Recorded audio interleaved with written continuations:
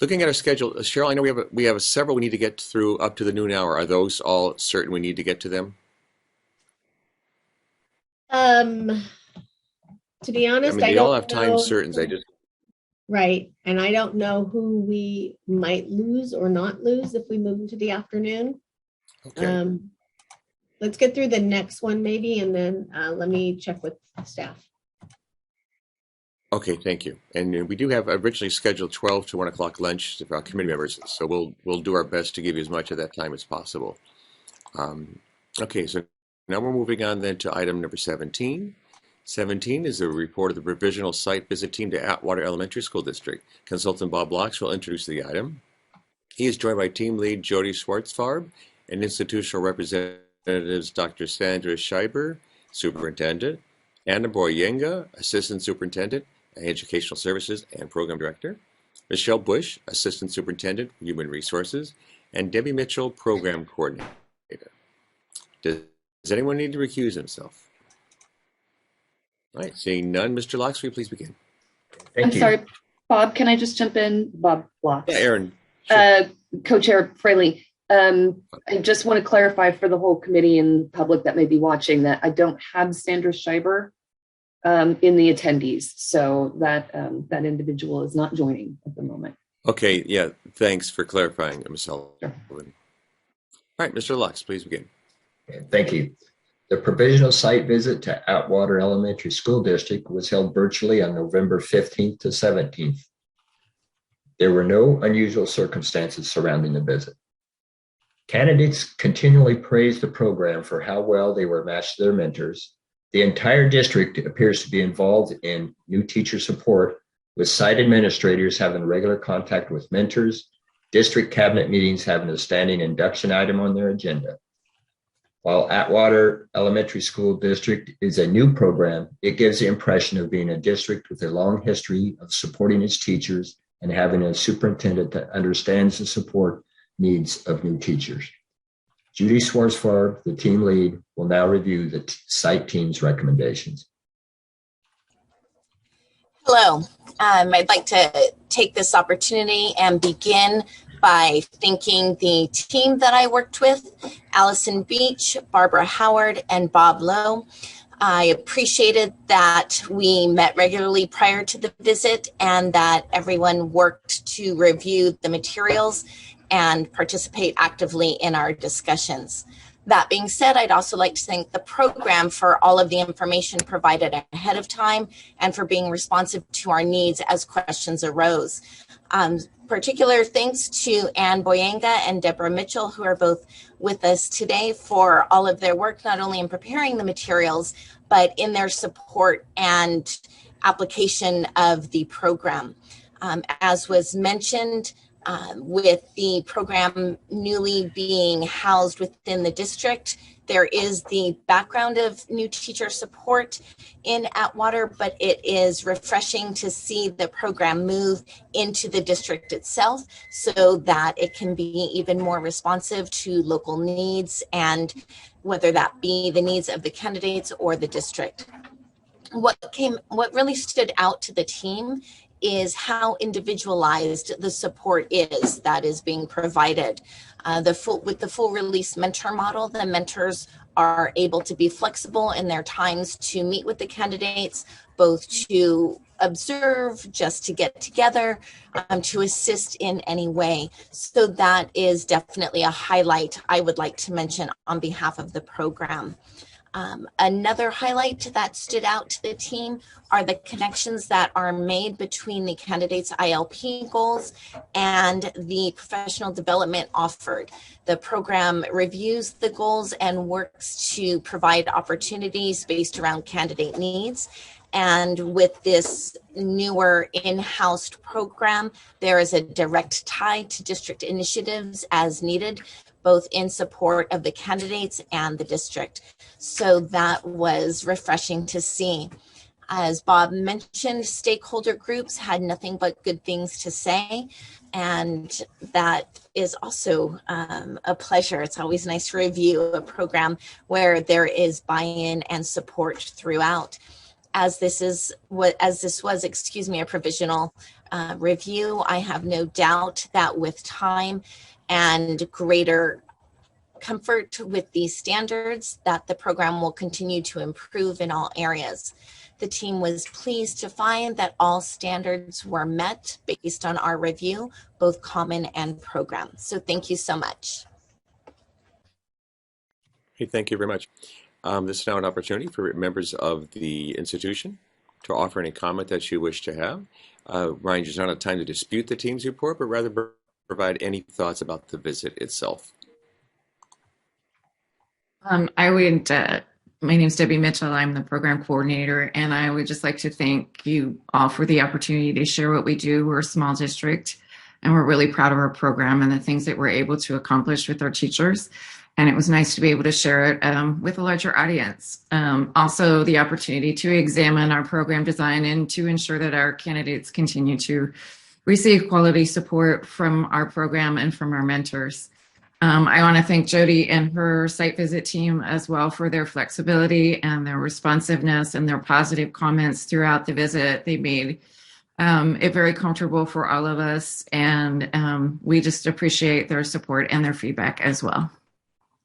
And my name is Anna Boyinga, Assistant Superintendent and Director of Induction. And this was my first time going through this process, and really appreciated Debbie Mitchell coming out of retirement. She had done this type of work in another district, so really appreciated her support during this process. I have to tell you, induction is really a gold star for a district, as Michelle Bush, who's on with us today, goes out and recruits. And just as Jody mentioned in her report, just the individualized attention that teachers receive and support is huge, especially in this teacher shortage, not only as we recruit, but as we retain teachers. So again, thank you, team, for visiting Atwater Elementary. Yeah, hi, I'm Michelle Bush, and it's probably odd that you have an HR, excuse me, an HR assistant soup joining, but the link to the recruitment and retention piece is real for a small district like ours. And that the visitation team, their feedback and input was invaluable. And I know Debbie, like Anna Boyinga said, Debbie, just thank you. Your vision for helping us get where we are today has been wonderful for this district. And I know in my recruitment, it is the number one thing I speak of. And it's the number one question being asked by new teachers in the pipeline, right? What does my support look like as a new teacher? So I'm very proud of Atwater and what we do in our induction program. So, and thank you to all of you and the work that you do in accreditation process. Great. Thank you all for your comments. We appreciate that. Any member of the public wish to offer any comment? All right, seeing none, this is now an opportunity for members of the Committee of Accreditation to offer any comments or questions. Member Tchaikovsky. Thank you. So actually, I think the previous comment was really important.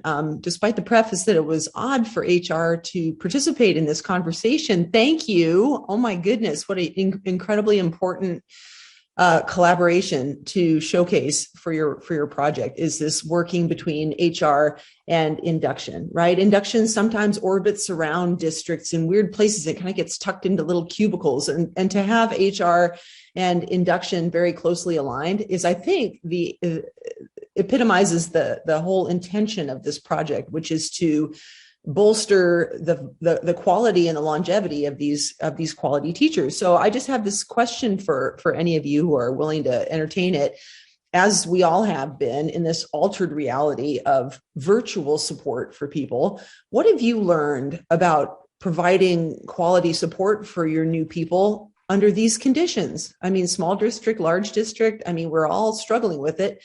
What are you coming out of here in terms of lessons learned that you can apply? What might you take and use if and when things become normal?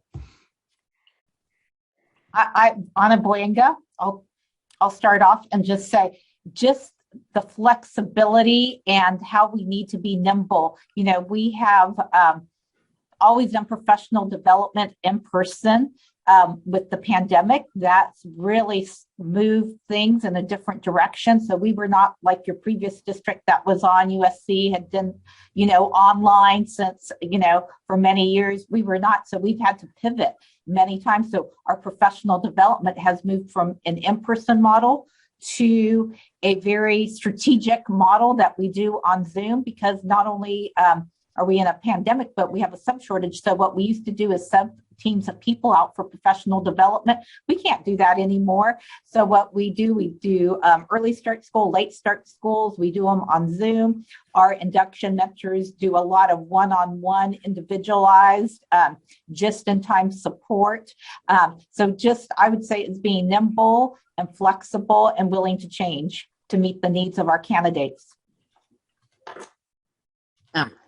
I'd also like to say that this is a question that we asked our candidates. You know, how did your mentor change your support during the pandemic? And we are fortunate that our mentors are full release, but they said, you know, my mentor was just a text or a phone call away. And so we've had to, you know, adopt that as well and have them be available for shorter lengths of time or longer lengths of time, as the case may be. And we also have done a lot with tools like Google Classroom, as you know, providing a repository of resources both for teachers and for mentors to access when their mentor maybe is not available or when I'm not available to a mentor. So we have that available to them, you know, on demand as well. So and we're looking at expanding some other things, you know, using more video tools in terms of observations and things. I like some aspects of that as well, because I think it allows the teacher to choose when they are observed and when they're at their best.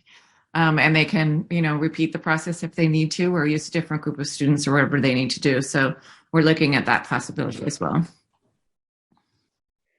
Yeah, I think that's awesome. I hope people are listening about the observation piece. That's really cool. Good for you guys. Right on. Yeah, great question, and thank you for your comments. Great information. Any other committee member have a comment or question? Member Forbes. Well, actually, I have a motion. Is it too early? Oh no, let's do it. So I want to first thank the institution for the great program and the team for a very clear report. And I move that we accept the team's recommendation of accreditation for the Atwater School District. Thank you. Is there a second? I saw lots of hands. Member Taylor, I saw you first. That's officially in a second then. Okay. And so any further discussion? Ms. Bernardo, will you please call the roll? Jomaline Bulatayo. Aye. Kathy Kreisha. Aye. Katrina Chigowski. Aye. Cheryl Forbes. Aye. Bob Fraley. Aye. Mike Hillis. Aye. Lynn Larson. Aye. Marty Martinez. Aye. Jason Lee. Aye. Gerard Morrison. Aye. Kevin Taylor. Aye. Motion carries unanimously. Congratulations. Thank you so much for joining us. Thank you for your patience as well. Ms. Schwarzfarb, Dr. Schreiber, Ms. Boyenga, Ms. Bush, Ms. Mitchell, and Mr. Locks. Thank you all. All right, we're going to move on to item 18, and we are a bit behind, so just letting everybody know that we are going to push through the lunch hour to ensure that we get these the next two reports there, and we have all the participants present so we don't lose them. So we'll ask to keep the presentations as brief as possible. The reports are available, and for the most part, they seem straightforward, so we want to be able to be assured that your voices are heard, but that we do keep it as succinct as we possibly can. So we're looking at item number 18, which is the report of the accreditation team to Washington Unified School District. Consultant Christina Najarro will present the item. She is joined by team lead Gail Calhoun, institutional representatives I'm going to get this, Rahale? Is that right, Rahale? Rahale. Rahale, thank you. Atabaki? Rahele, yes. Rahale, okay, thank you. Rahale, who is the Atabaki, thank you. Coordinator of Teacher Induction, Early Childhood Education, and After School Programs. Dr. Cheryl Hildreth, Superintendent, and Dr. Stan Mosic, Assistant Superintendent. Did I say that correctly?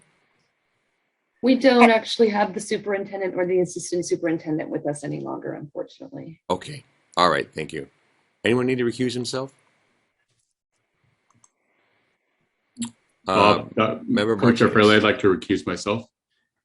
Okay, we have one recusal. Are there any others? Oh, thank you. All right, Ms. Nahara, will you please begin? Sure, let me be the first to say good afternoon to you committee members. It was a pleasure to be involved in the site visit to Washington Unified School District, which took place in October of last year. The professionalism of our team members, Rhonda and Heather, and our guidance of our wonderful team lead, Gail, led to a thorough review of Washington Unified's high quality and standards-based teacher induction program. I'd like to thank and recognize the extraordinary work of Rahale Atabaki, the induction program coordinator, and the district leadership for accommodating the visit with no technical glitches and seamless participation from all constituents. As we all know, this is a heavy lift in these days of sub shortages and the other challenges that our LEA friends are experiencing. So I'll now turn it over to Gail, who will review the team's findings. Hello. Thank you all for the opportunity to serve as the team lead for the Washington Unified School District Teacher Induction Program site visit.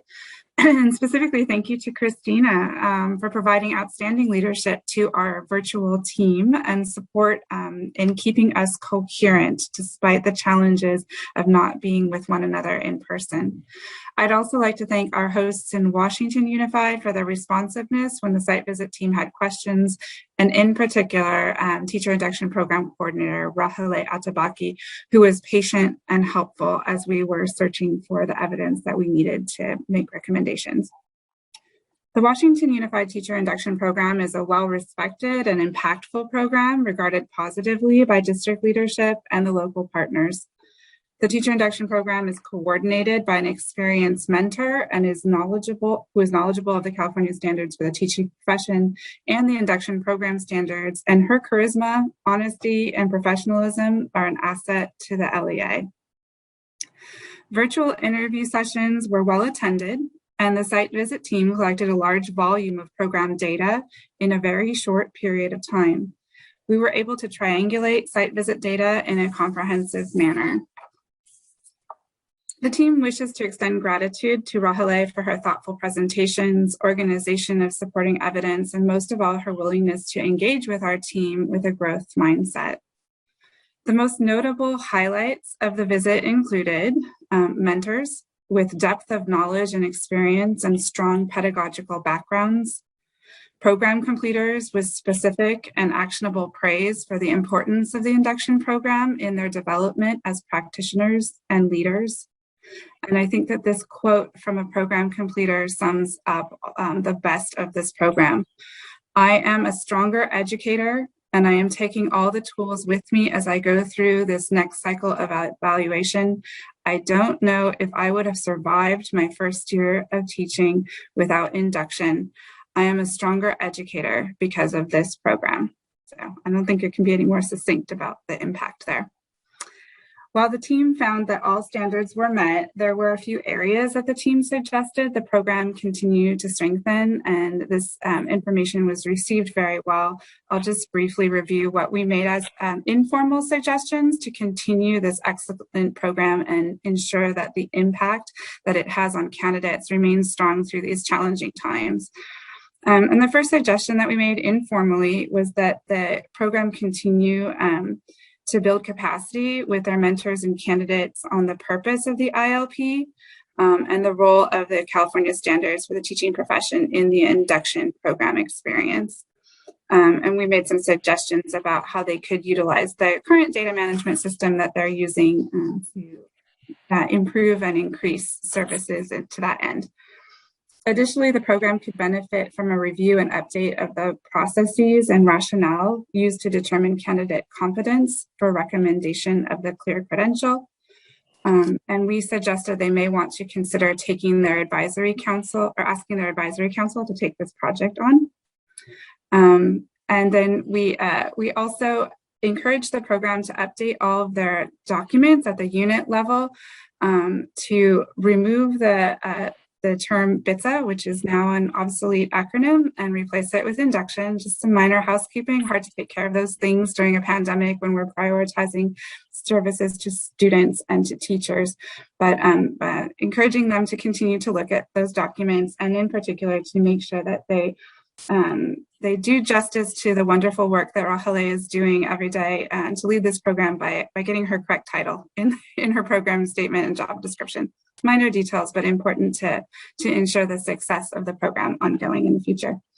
It was an absolute pleasure to work with the Washington Unified Induction teachers and the leaders because of their dedication and professionalism, their passion for students, and their commitment to improvement, which was obvious throughout the entire visit.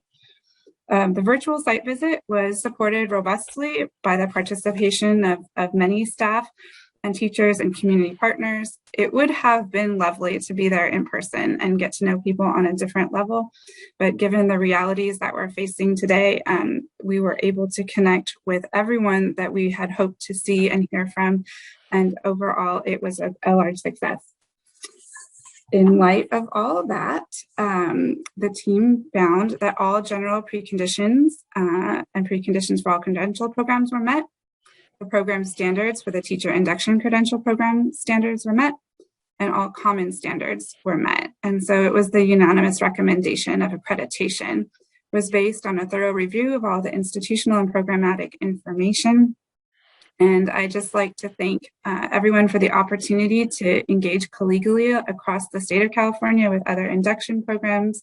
And specifically, thank you, Washington Unified School District, LEA, and team leader Rahele for making the experience really positive and full of learning opportunities for all of us who left our LEA level work to join them and provide feedback.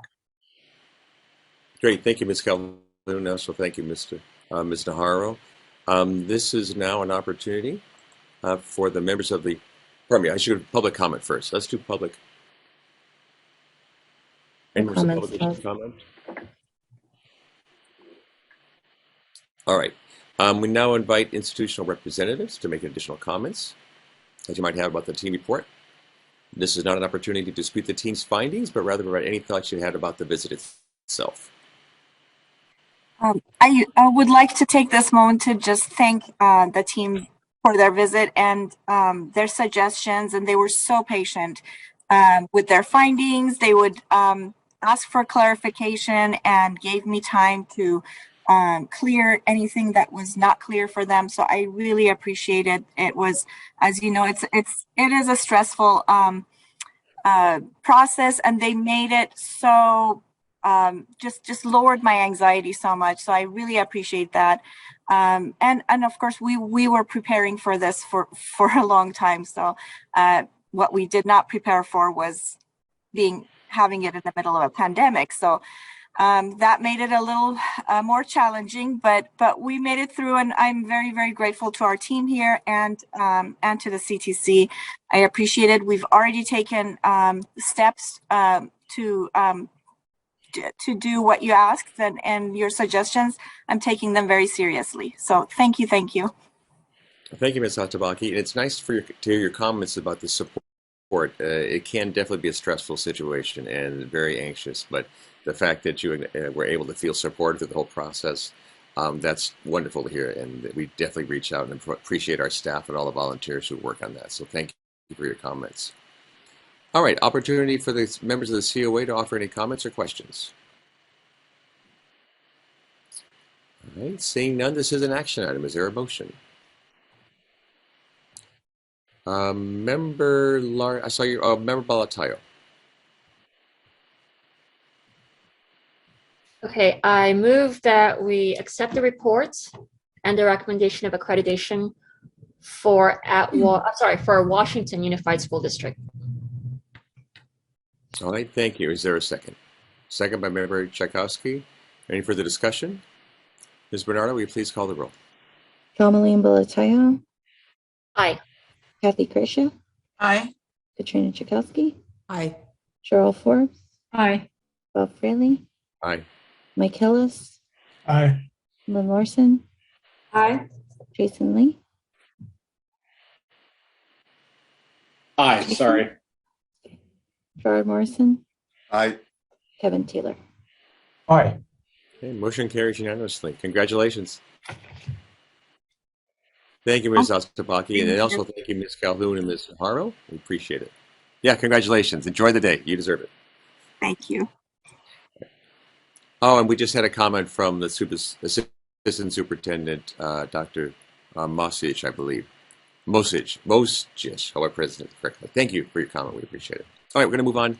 And thanks, everybody, for your patience. This is our final item before the lunch hour, and it's item number 19. It's the report of the accreditation team to Butte County Office of Education. Consultant Karen Sacramento will present the item. She's joined by team lead Beth Lithrow and institutional representatives Michelle. Is it Zevely or Zevely? Zevely. Zevely, thank you. Associate Superintendent, and Tracy Allen, Senior Director of Professional Learning. Does anyone need to recuse himself? Seeing none, Ms. Sacramento, will you please begin? I will. Good afternoon, CRA members. As the state consultant to this visit, it is my pleasure to share the report from the Butte County Office of Education Teacher Induction Program site visit, which was held on November 8th to 10th, and like all visits during this time, was a virtual site visit. The protocols for this visit were all in accordance with normal procedures for a site visit, and additionally took into consideration those supports for the Zoom-based format, which made it go very smoothly. Thank you to the Butte County Office representatives for all the work that was done in this regard and for being so proactive and positive all as we worked together during the months before the visit. I would like to acknowledge the tremendous program leadership team led by Tracy Allen under the leadership of Associate Superintendent Lee. This is really an amazing group of educators. Their commitment to both people and place in this area of our state is inspiring. The Butte County Office of Education Teacher Induction Program is quite new, and it deeply meets the need to support teachers in their challenging environment. And they offer a high quality standards-based mentoring system. So I would also like to acknowledge the extremely hardworking continual professionalism of the site visit team members as well. Beth Luttrell stepped in to serve as both team lead and as common standard reviewer for this visit, and her wisdom and guidance and deep compassion and understanding of new teacher support and mentoring is remarkable. Her leadership on this visit was exemplary. And Emily Richards, with her wonderful collegiality and strong team skills as both a program leader and team member. So I will now turn it over to Beth to review the program findings. Thank you. Butte County Office of Education Induction Program is a consortium. It serves 38 districts and 82 schools in Butte, Nevada, and the surrounding counties. Several times during the visit, we heard the phrase Butte Strong as the battle cry for this rural county that's striving to grow their own as a community that struggles with finding teachers to serve the diverse student group in our state. You know from listening to the news that this county has suffered devastating losses with wildfires in the face of a pandemic. One superintendent said, "We exist at the county to make the student and staff experience better." And an advisory member said that the program is so supportive that longtime teachers and principals follow the lead. Even educators who lost their home or had personal family loss get up every morning, smile, and move forward in service to the students. The site visit team had a total of 159 interviews that included 58 program completers, 128 candidates. All stakeholder groups affirmed that the program centers on student well-being and achievement by ensuring both the social, emotional, and professional success of the teachers in the induction program. All groups praised the effective leadership of the program, as well as the responsiveness of the program to make changes in this ever-changing time of need and condition, but without sacrificing the rigor and reflection grounded in the ILP. There was significant discussion about the wraparound services available through the county, and the site visit team experienced that as well as we conducted our interviews. The team did ask probing questions grounded in the common and program standards, and all responses affirmed that the program is as strong as we saw in the evidence submitted in the written documents.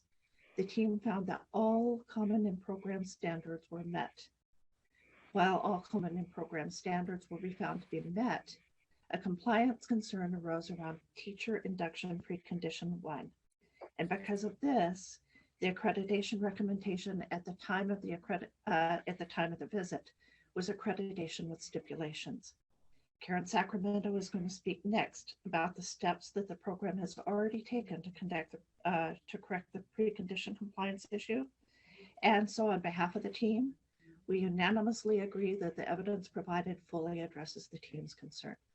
I also want to thank the Committee on Accreditation because the work that you do ensures that teaching and learning is better in California. Thank you, Beth. Thank you, Ms. Luttrell.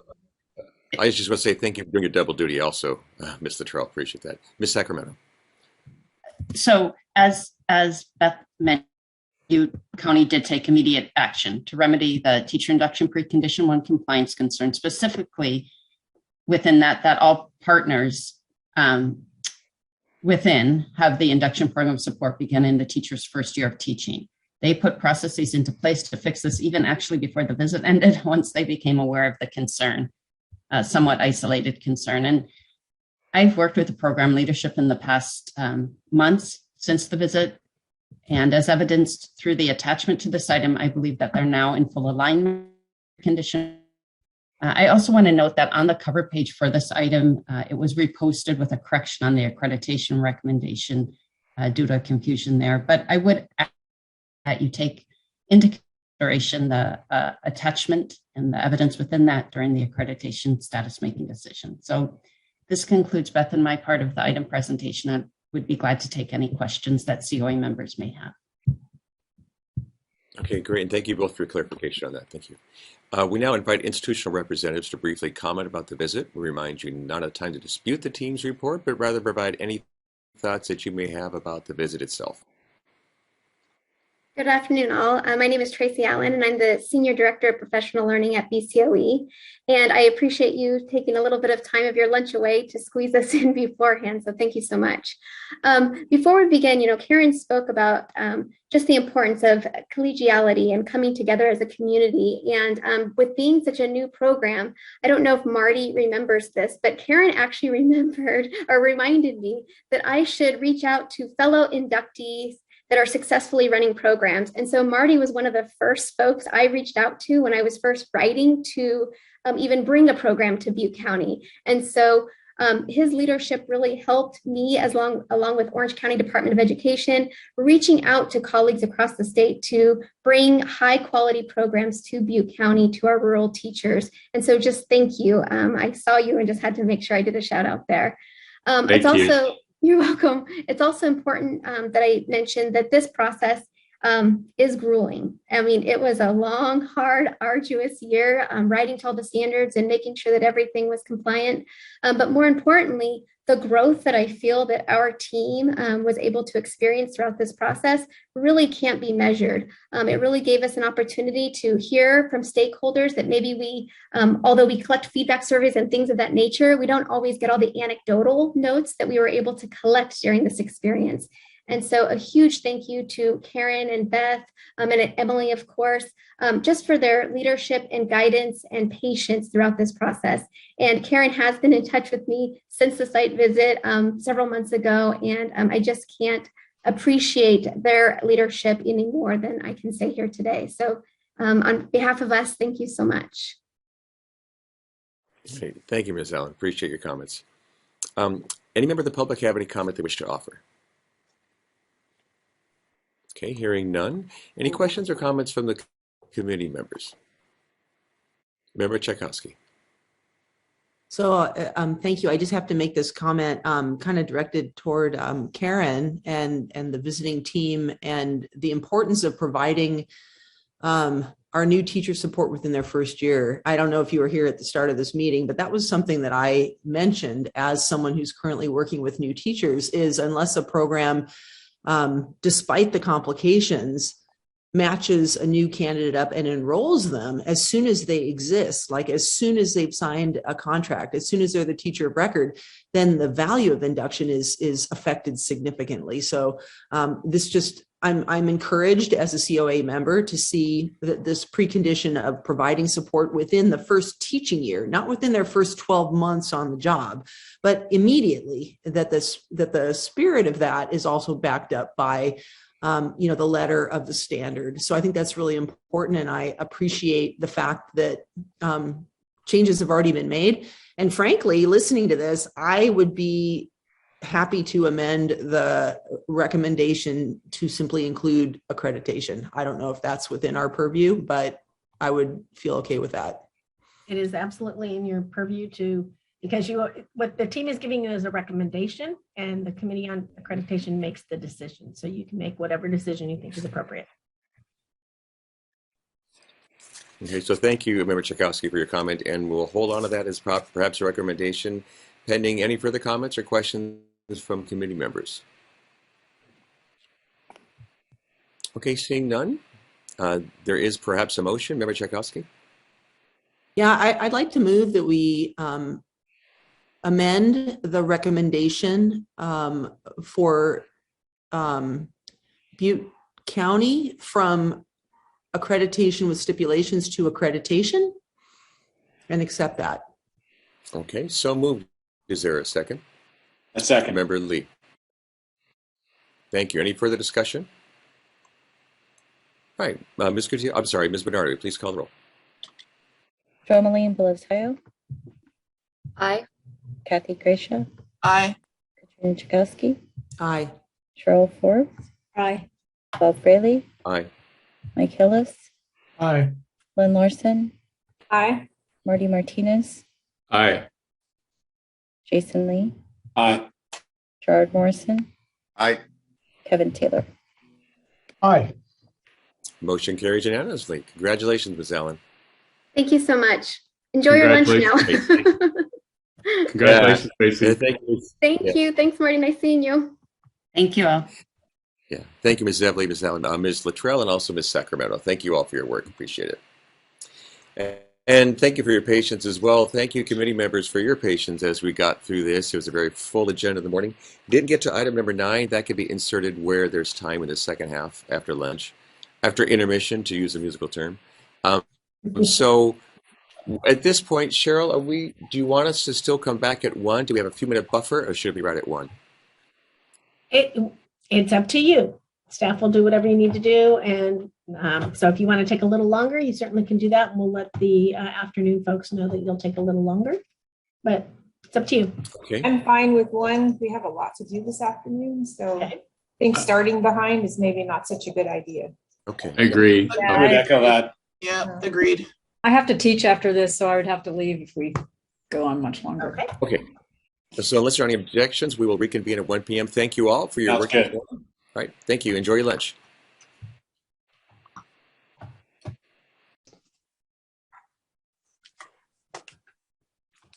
Okay, well, welcome back. We're going to start the afternoon portion of our meeting today.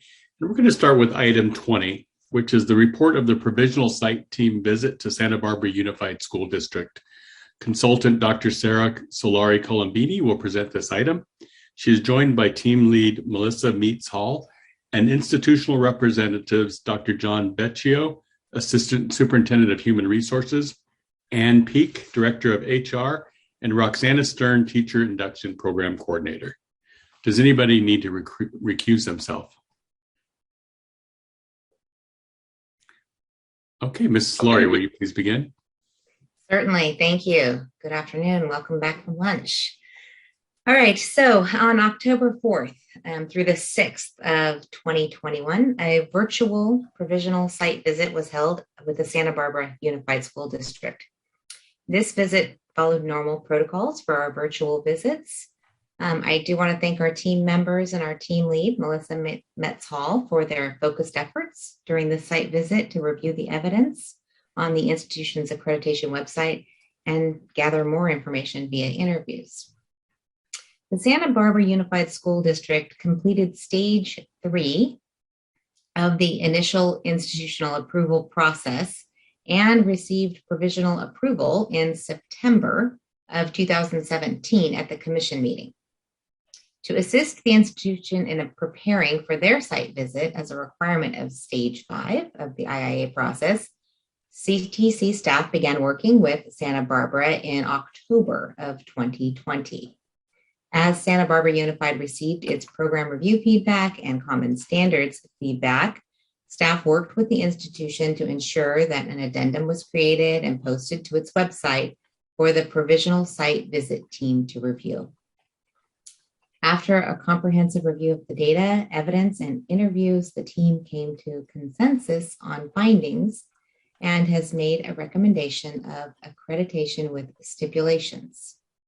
The team came to this finding based upon the definition of accreditation with stipulations, which states that the institution is generally effective in preparing educators in its general operations, apart from the identified areas of concern, and that these concerns are confined to specific issues that minimally impact program quality.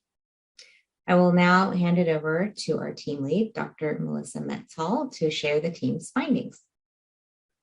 Thank you, Sarah, and hello, everyone. Good to be with you in this space. It is my honor to talk about this provisional site visit. And of course, I know that you have read our report. I do want to thank Santa Barbara Unified and Roxana and Sarah for your support, and my team members. Also thinking about the time of the visit, and I don't want this to overshadow everything else that's going on, but it certainly was a very COVID impacted time, just as we are now. This was the beginning of, as Sarah said, this was the beginning of October in a year where we're still probably, some of us still trying to figure out how to do school safely. So that was going on. And the other factor, if you will, from COVID, I think that impacted districts greatly, and including Santa Barbara, were the retirements and the hirings. So when we think about a program, a new program, and we think about going from enrollment numbers of about 40 something to 50, and then all of a sudden having 92 candidates, that certainly has an impact. So just, I think those are important contextual components to consider. So we learned about the professionalism. We have lots of strengths, lots of good messages from the candidates and the coaches. So again, though, just as you see on page 6, we have the 92 candidates that are enrolled in the, they call it their TIP program, their teacher induction program. And then with their mentor model that they have, that had numbers of 50 mentors. And again, some of those new and some of those experienced. So when we were listening very carefully, of course, during the interviews, we were, part of our role is to make sense of, well, is this a factor of what's going on, or is this a factor of maybe that contextual or a time dependent? And so I believe that was a factor in some of those inconsistencies when we think about new mentors.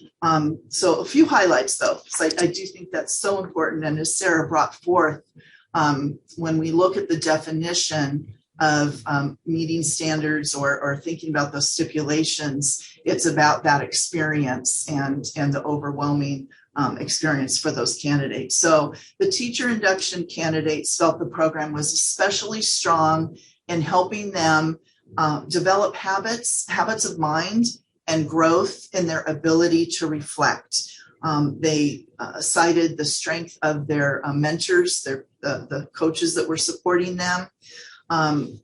They had also they being the candidates, had a great appreciation for the integration, if you will, of the professional development. The PD and what they engaged with their coaches felt, or mentors felt, connected to their practice, did not feel as if it was something disparate. And I think if you read the original application for when the program was going through initial approval, that was something that Santa Barbara wanted, was to make sure that induction supported the other facets of the district. Site administrators, another strength. Site administrators were involved in identifying mentors, and the administrators understood the goals of induction. And then the candidates knew that their administrators understood and were there to support. So lots of good things. So after our examination of the documents and those interviews and our deliberations and going back to the language of the standards, our recommendation is accreditation with stipulations, and it's based on the Santa Barbara had 4 common standards met, 1 common standard met with concerns, and then of the 6 teacher induction program standards, 3 were met with concerns. And then I just want to kind of end with this. When we look at the findings for those program standards, 4, 5, and 6, it seems to be, if we think about kind of trying to identify what is it that was inconsistent, seemed to be about written information. And then it also seemed to be for the mentors, it seemed to be about inconsistent knowledge about feedback. But again, I don't want to say it's because of COVID, but we were in October of a school year where there were significant numbers of new mentors. So that could be why we heard that. But nonetheless, we heard some inconsistencies, and we crafted the suggested stipulations very carefully, very precisely, to the language of the standard. And we feel confident that the program with those quarterly reports should be able to make good progress. So again, I appreciate the opportunity. It's my pleasure. I know I went a little quickly. I want to give the program time to also speak. So thank you very much. Thank you, Dr. Meets-Hall. Does anyone, we now invite the institutional representatives to briefly comment about the visit. We remind you that this is not a time to dispute the team's report, but rather to provide any thoughts you had about the visit. So I invite the institution, please. Representatives from Santa Barbara. Hi, my name is John Becchio, Assistant Superintendent, Human Resources. First of all, thanks for having us today and considering our program. I would just comment that from a leadership standpoint, I know Roxana's our coordinator and is involved in detail each and every day, but from a leadership standpoint, we appreciated the second set of eyes and the thorough report out on that, regardless of whether we were in the midst of a COVID uptick. Regardless of that, we look at this as what is in here, we're going to act upon, and we think it'll make us stronger whether we're in COVID or not. But we do appreciate the team coming and giving us a second set of eyes and that objective feedback. And so I'll let, I don't know if Roxana has other comments, but that's my perspective on the visit. We're just really appreciative of the time that was spent giving us some input that we needed, that we can act on. Thank you. Yes, I'd like to add to what Dr. Becchio said, that we're very appreciative of the opportunity. Just as we ask our candidates to engage in a cycle of inquiry, this was another opportunity for us to engage in a cycle of inquiry. And although we have candidate surveys and exit tickets, having you folks as a set of eyes brought out some responses from our mentors that our instruments had not brought out. So this was something that gave us feedback that we needed and that we can act upon. And I'm happy to say that we are already acting on the feedback that we received and continue to act upon that. Great. Thank you both for your... Sorry, I would be remiss if I weren't to thank Sarah and Melissa for their partnership in this journey. It has been filled with ups and downs, as Dr. Hall had alluded to previously. So we appreciate them showing the grace to us that we feel that we're able to show to our candidates as well. Excellent. Thank you both for your feedback. Does any member of the public wish to comment on this item? No comments, Marty. Thank you. Any questions or comments from committee members?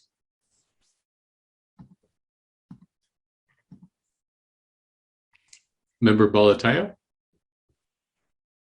Hi, I just have a quick question. I know it's been touched upon that you are currently in the midst of making those improvements in your programs. So how will you provide a system to identify and support candidates who need additional timely support?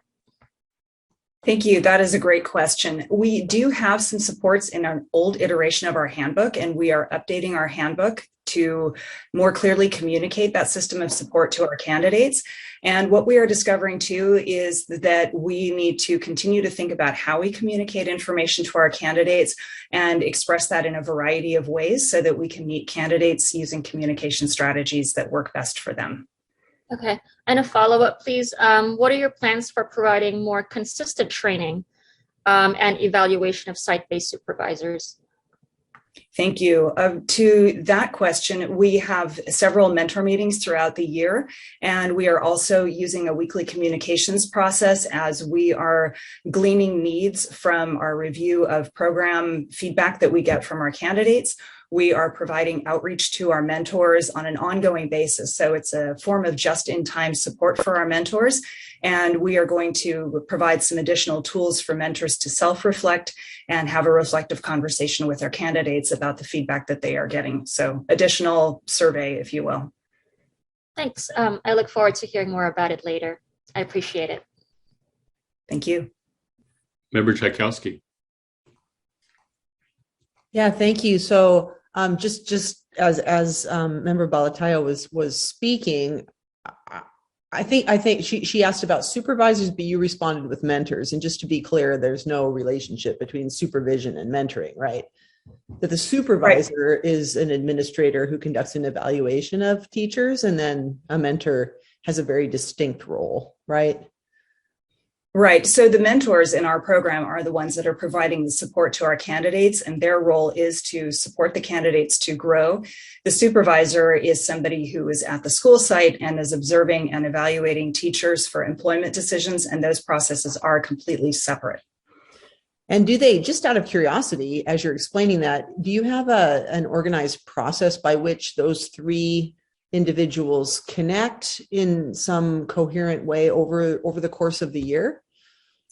Thank you. Great question. What we are looking to do in our induction program is to have the candidates utilize induction as a place where they can test drive some of the work that they are doing for their observation and evaluation process. So we invite the candidates to share as much or as little of their induction work with their supervisors. They are required to respond to their supervisors and set goals for themselves and have conversations. We encourage the candidates to take the feedback from those conversations and the feedback they get from their supervisors and put those into their individual learning plans so that they can then have that be the basis for the conversations that they have with their mentors. So basically, induction becomes an organic support for the work that the candidates are doing in their classroom and also for their observation and evaluation. But we do not share anything on behalf of the candidate with our supervisors.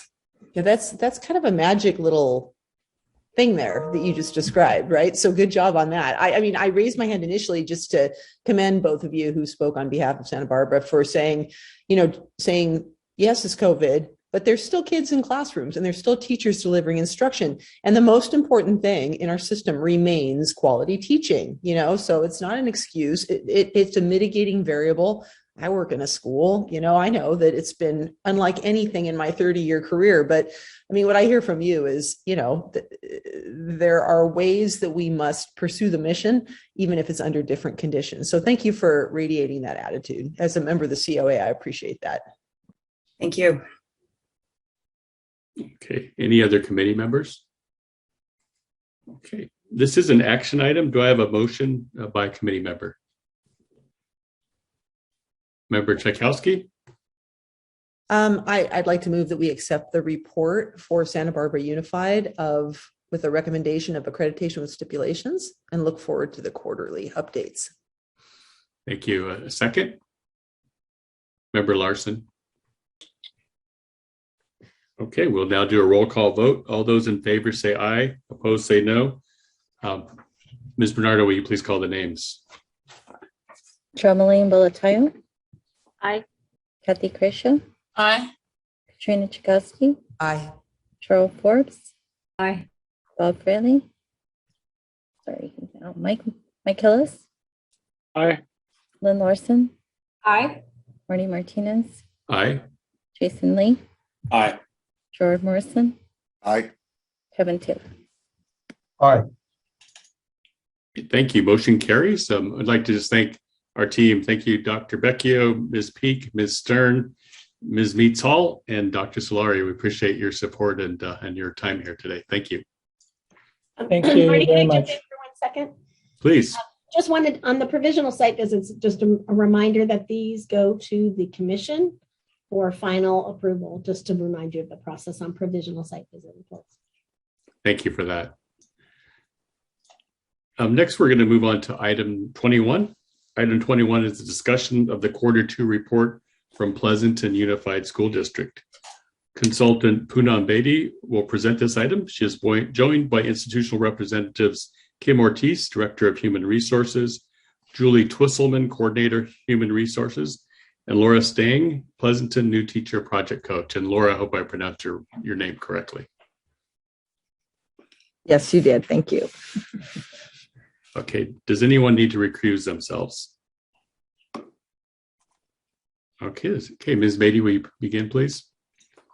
Yes, thank you. Good afternoon, committee members. Item 21 presents the Pleasanton Unified School District's second quarterly report.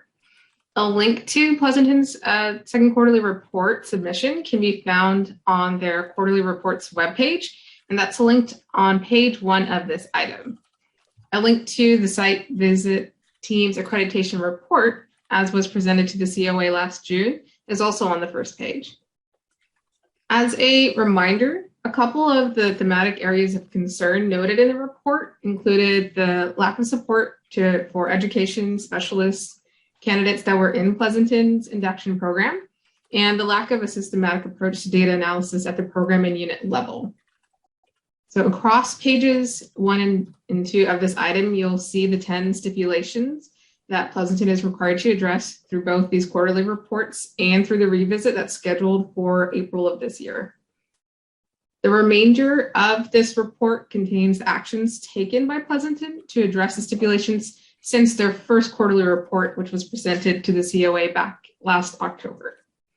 A quick overview of some of these actions include a second meeting of the advisory team and also a series of meetings between induction program leadership, which is present today, and Pleasanton's Department of Special Education in order to collaborate and coordinate additional support for those education specialist teachers in the induction program. And with that, I would actually like to turn this part of the presentation over to Kim to very briefly highlight some of the key content that is present in this quarterly 2 report. Thank you. Thank you for the opportunity to be here and share some highlights with you from our Q2 report. I'd like to also recognize Sarah Landis, one of our induction coaches, and Laura Stang, who was introduced. They're sharing the same screen.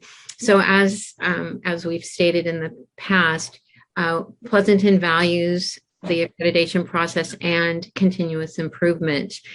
And it's been this work we've been engaged in for 20 years. And our goal, we always start with our goal, which is to accelerate the development of our newest educators sooner in their career by providing just-in-time coaching while keeping an eye to long-term professional growth. So 3 highlighted areas that we're really proud of.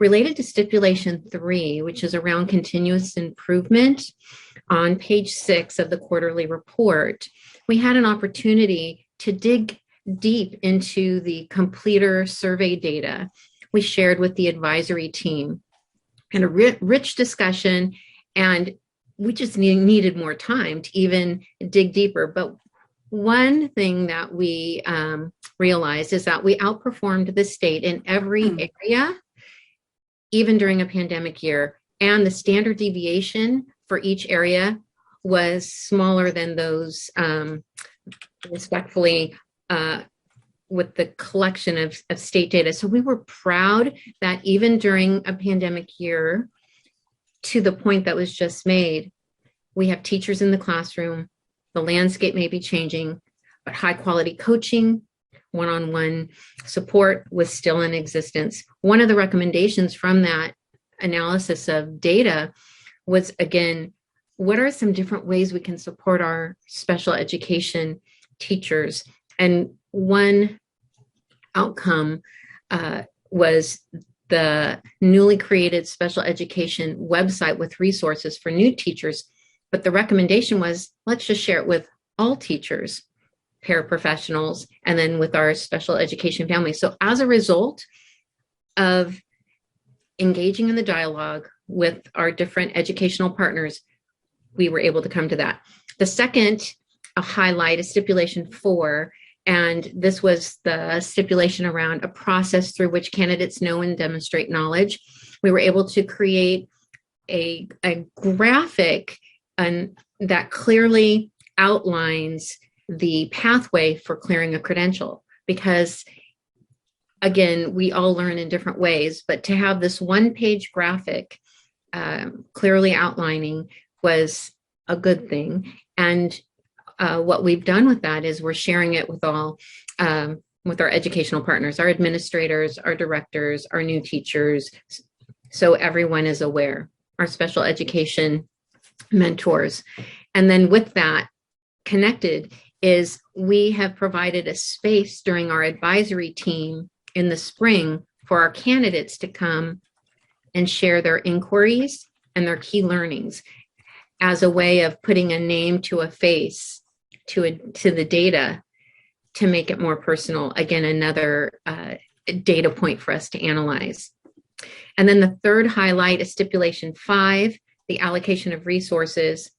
The Board of Trustees in Pleasanton took action on the Educator Effectiveness Grant, and on December 16th approved $2,901,430. That was our allocation dedicated to coaching and induction, not only for our new teachers, but our new administrators, our classified paras who we want to create a pipeline to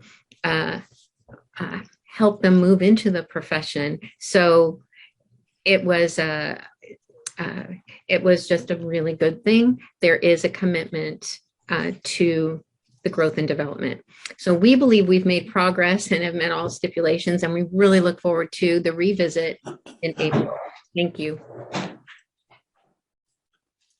Thank you, Ms. Ortiz. Are there any other institutional representatives that would like to?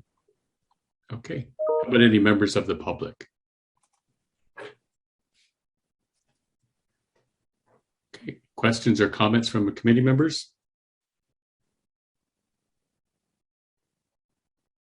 Member Tchaikovsky? Just briefly, thank you, Ms. Ortiz, for your highlights. I was interested in something that I saw on page 2 of the second quarter report, which was a link to what looked like a list of candidates with their induction mentors and then ed specialist support people. And having done work in induction myself, I've really come to appreciate the imperative of new teachers who are ed specialists working with ed specialist mentors. So can you just talk a little bit about how those two different roles complement each other, and how does the general ed mentor ensure that the ed specialist specific needs of these new teachers, not least under COVID conditions when differentiation is even more challenging, how are those needs met? Thank you for the question. I'll start, and if one of my colleagues would like to add on, please feel free. So we truly see it as a triad of support. We recognized after the accreditation process, we knew that we needed to have a tighter connection with our special education department. So we see it as a triad of support. We have the identified full release induction coaches, identified that have a caseload of gen ed and special ed. And then what we have done is very intentionally selected, identified special ed specialists with credential alikes and match them. So there is a triad of support. They meet three times. That is our goal, 3 times during the year as an orientation, mid-year check-in, which is what we're engaged in right now, and then a year-end reflection. And really to be that the two work together on an as-needed basis. And we differentiate the term coach from mentor. A coach, in our definition, this comes back from New Teacher Center, is a person who transports. We transport the candidate from where they are in their thinking to where they want to go. The mentor, the special ed mentor, is that with that person with content knowledge related to IEPs, case management, to help them with the technical aspects. And together, they work to support them. Thank you. Any other committee members? Okay, this is an information or action item. The committee may choose to vote to accept the report, but doesn't need to. Any recommendations from the committee?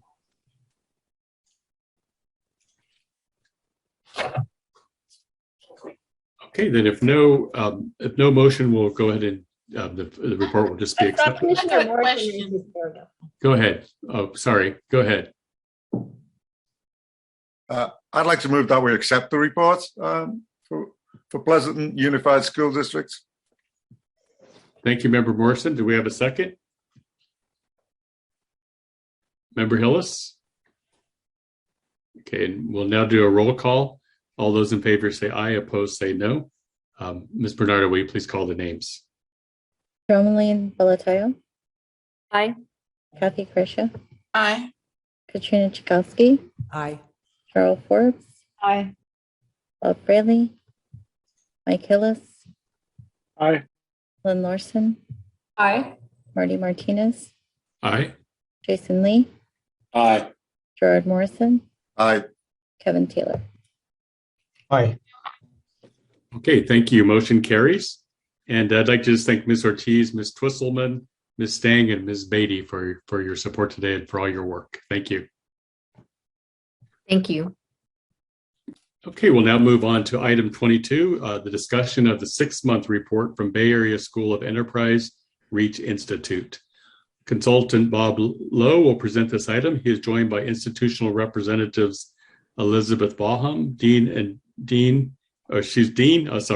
Joe Ross, University President.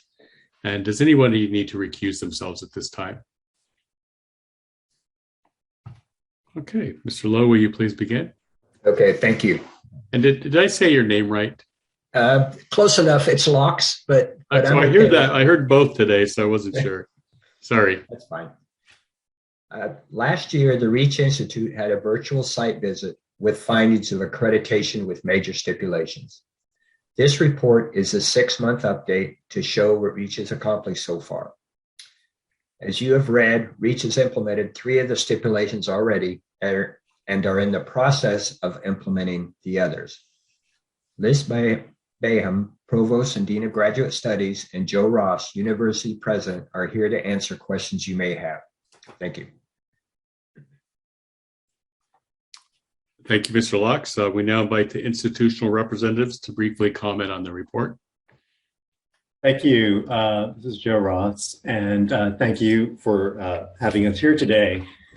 We just wanted to say that while we continue to implement the recommendations, and we have actually, I think, made a lot of fast progress, we're very grateful to the advice of the team and the commission in helping us particularly focus on engagement and collaboration with our school partners and with the field and with people working with us internally as well.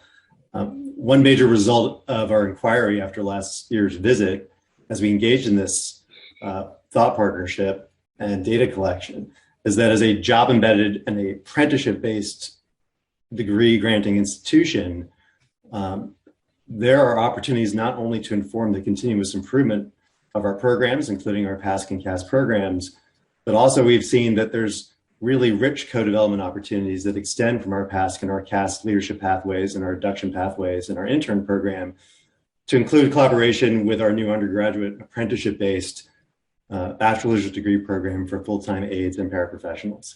And so, again, we're very grateful for this process. It, of course, is never a delight to have stipulations, but we have found that it has enabled us to really step up our work and to step up the close working relationship we have with the schools and the communities that we serve.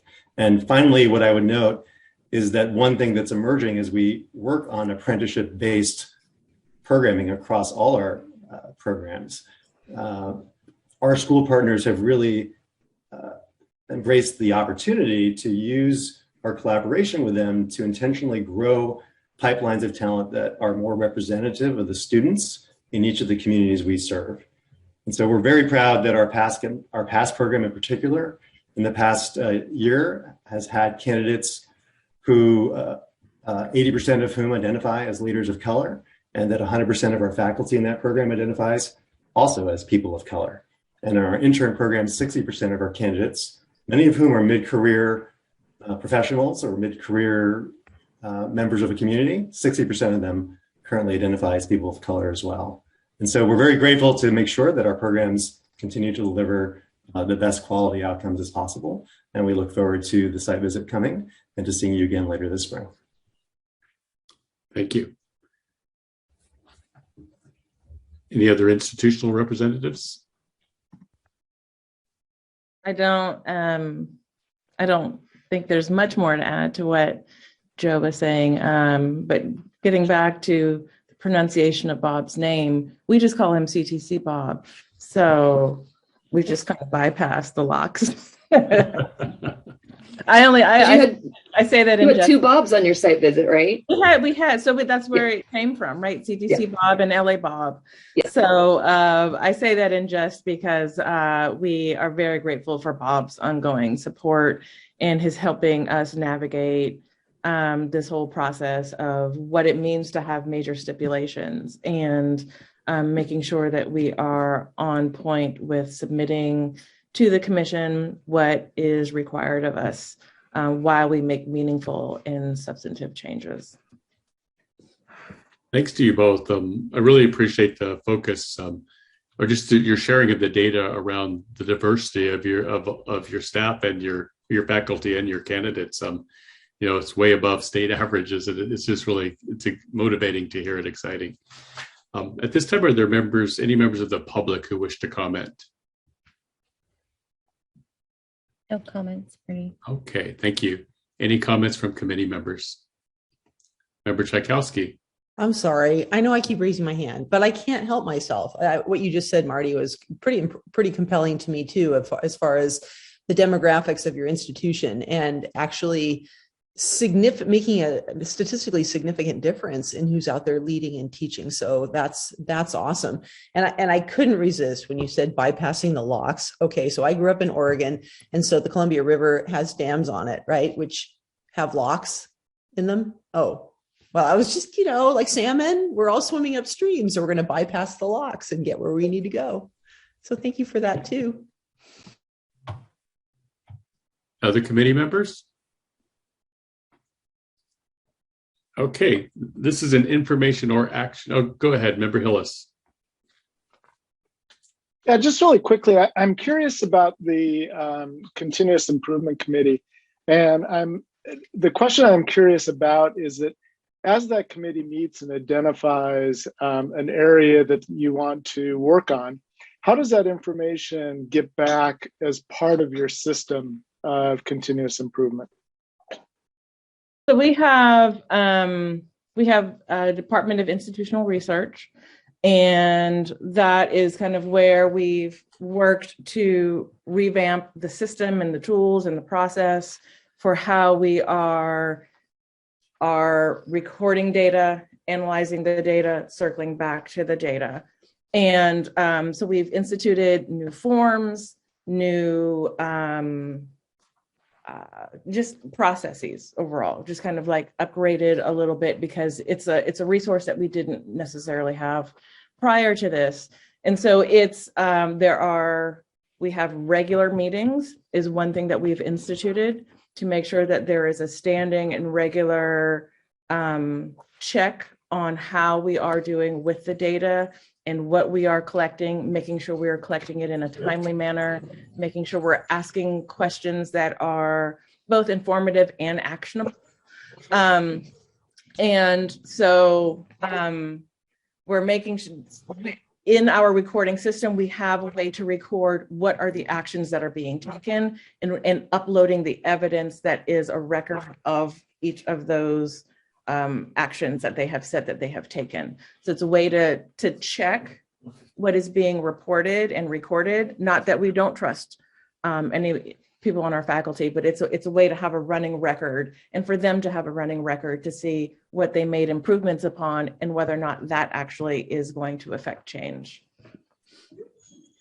I would only add that the cycle that we're using draws a lot on what is required of an institution in the eyes, not just of this group of peers, but also the WASC, the Senior College and University Commission.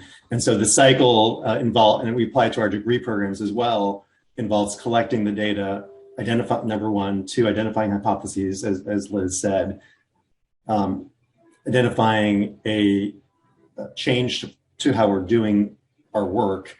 And as part of that, always identifying an evaluation plan associated with that change so we can come back and review, we can tease out whether something measurable resulted from it. And so it's attending to that cycle, which, as Liz said, requires meetings, data collection, and process. And so we have implemented new tools and assigned people and named the processes. It's given us more work to do, that's for sure. We've identified more work for ourselves, and that's, I guess, the way it's supposed to be. Thanks very much. Any other committee members? Okay, so this is an information action item. The committee may choose to vote to accept the report. Member Bolatayo. I move that we accept this report from the Bay Area School of Enterprise. Second. Member Forbes.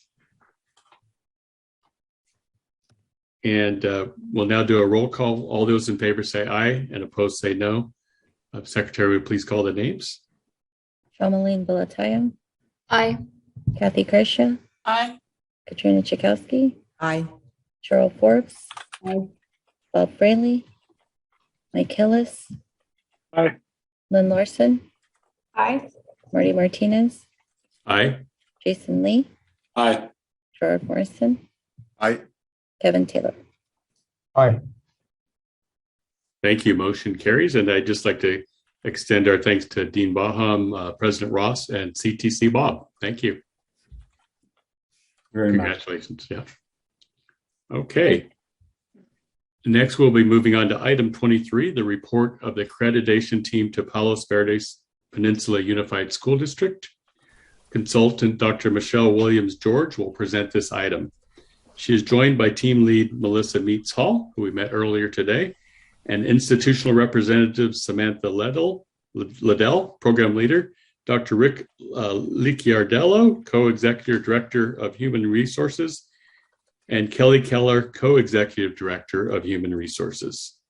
Does anyone need to recuse themselves at this time?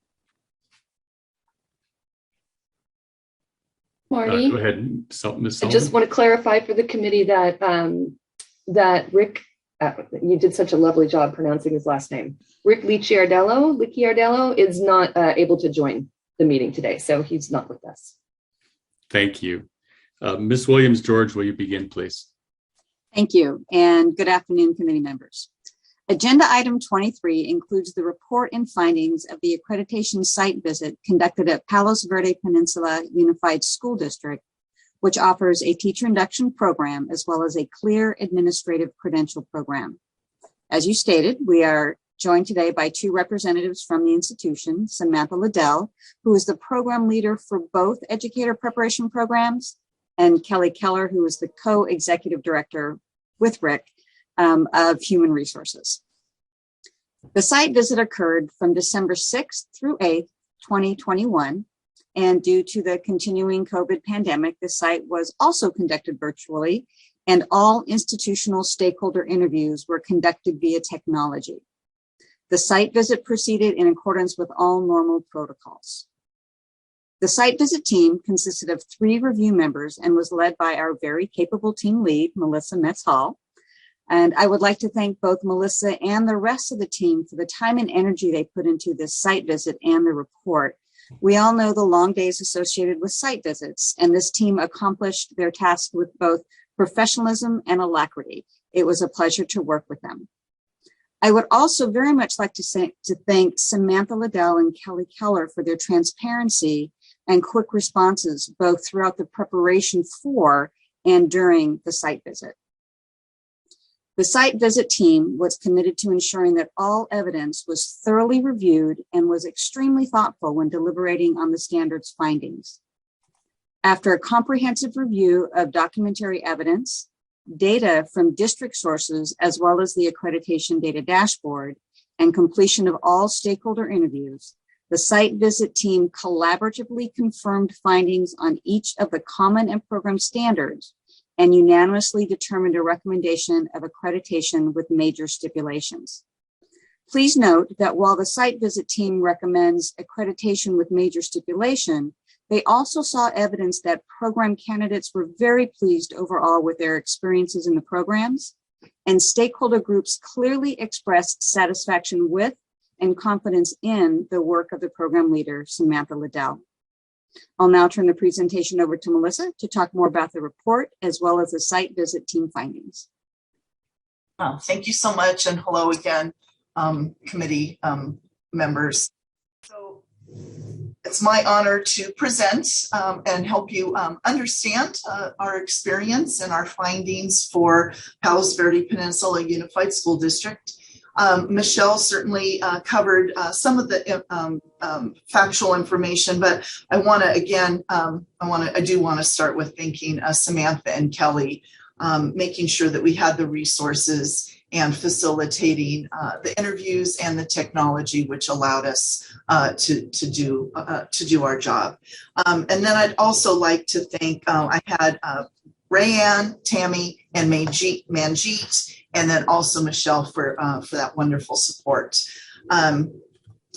Because of the structure of the interviews and the virtual nature, we were able to have in almost every interview 2 of us in those interview groups. And I think that is very helpful. That's not always the case on site visits. And it just allowed us, it strengthened our ability to collect the respondent interview details and provided us a strong base for our standards-based deliberations. So that was very helpful.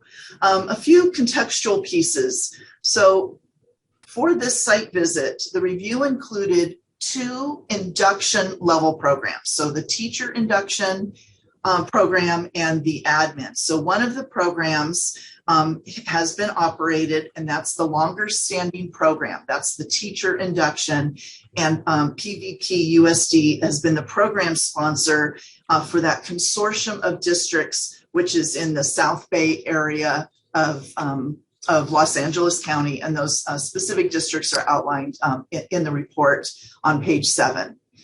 In addition to the teacher induction program, Palos Verdes Peninsula Unified School District is also the program sponsor for their relatively new, the Clear Admin Services program.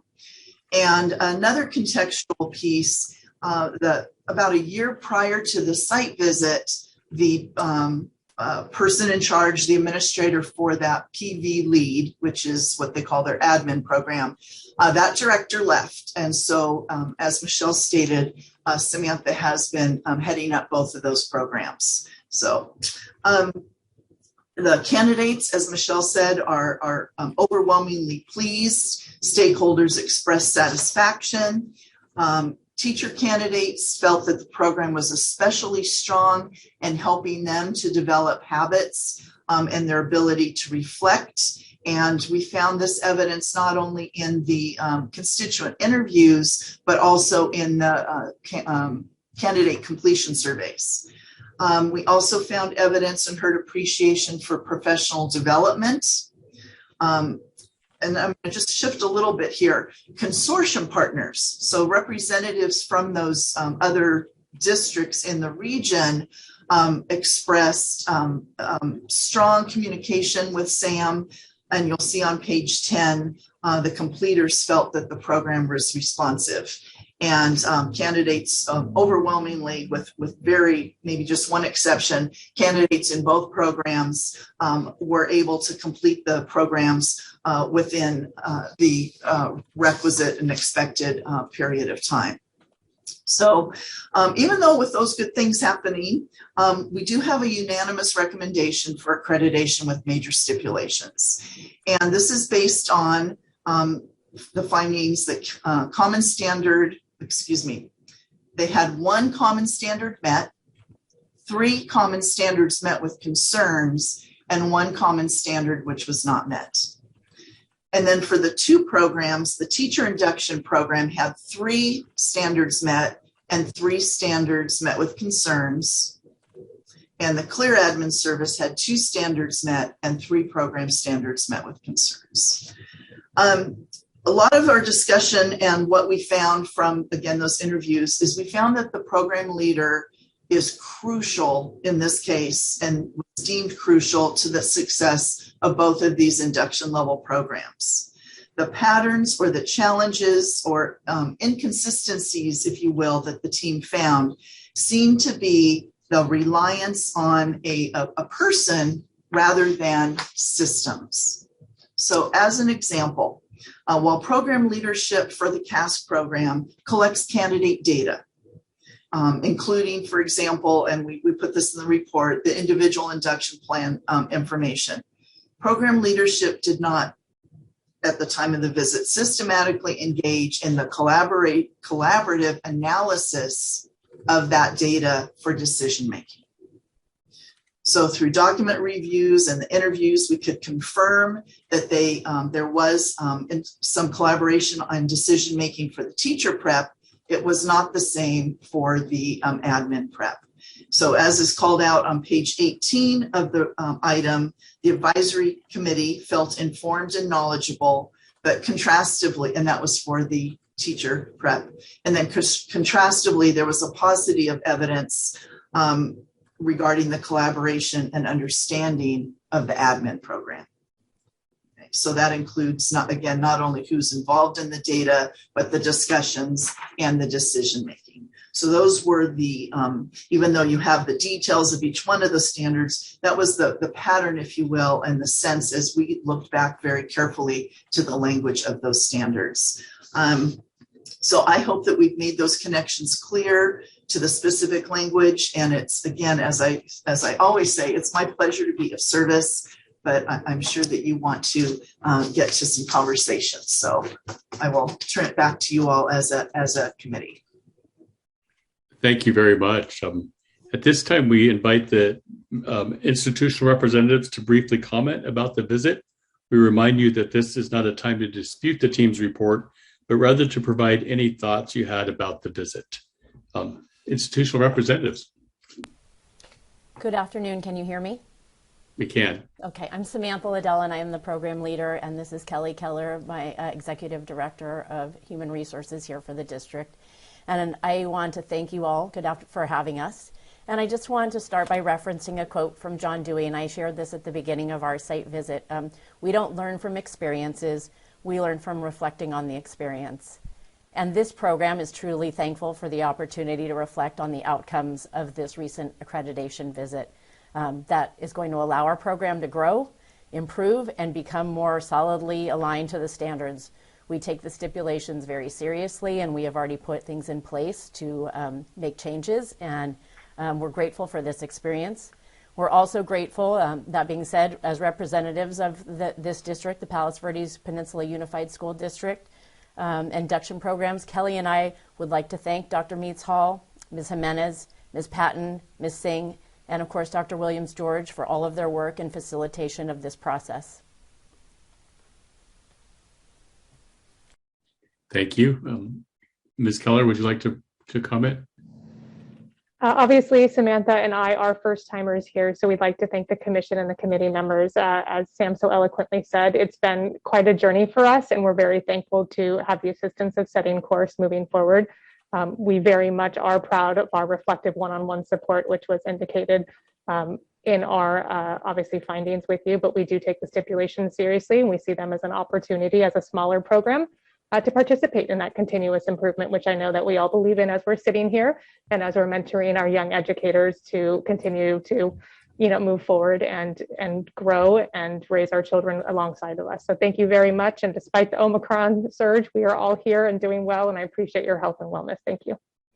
Thanks to you both. At this time, are there any members of the public who wish to comment on this item? No comments, Marty. Thank you. Are there any questions or comments from committee members? Member Morrison. Hi, thanks for coming and meeting us here today. I have a question, just a general question. You said that, you're looking forward to growing from this experience, and you've already got to work on addressing some of the stipulations. Could you give us just an idea of a couple of things that you've already done to address these? I would love to, because I'm so excited about them. So thank you for giving me that opportunity. Well, we're really excited. We have just recently reached out in order to expand our collaboration for our Clear Administrative Services Credential Program. We have enlisted the help of some retired LA Unified principals and a Palos Verdes Peninsula retired Unified principal to help us develop our processes and to help us look at candidate work and to develop processes that will come from that candidate work that will make sure that there are more systematized processes in place for evaluation of candidate work, evaluation of coach work, evaluation of many of the areas that we need to improve upon. So I'm really looking forward to gaining that outside perspective and working with them and see where they go. They have experience. All these people have experience teaching in administrative credential programs for CSUN and for Cal State Long Beach and for various institutions. So that's one thing that we're doing for the CASP program. And for the teacher induction program, we have a mentor training coming up next week, and we're already implementing some of the suggestions from the committee about adult learning theory. We're using some of that, implementing choice. We're empowering mentors to create goals based on the data that we've looked at from the data dashboard. And they're going to create a goal that is aligned to our program. And they're also going to create an individual goal. And we're going to use those goals as the basis for their evaluation. And we have some new tools in place to hopefully systematize the feedback that we will be giving to those mentors on their goals. Thank you. You're welcome. Thanks for asking. Member Forbes and then Member Tchaikovsky. Okay, well, yes, thank you for that answer and for a quote I could use in the class I'm teaching tonight, as a matter of fact.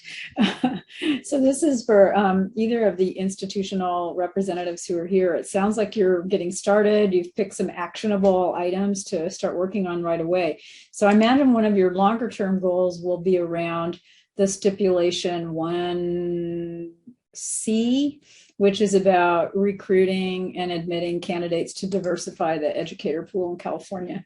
So I was just wondering if you have some thoughts right now about what you might be looking to do in that area. Sure, I can just give you a little bit of background information on that from a human resources perspective.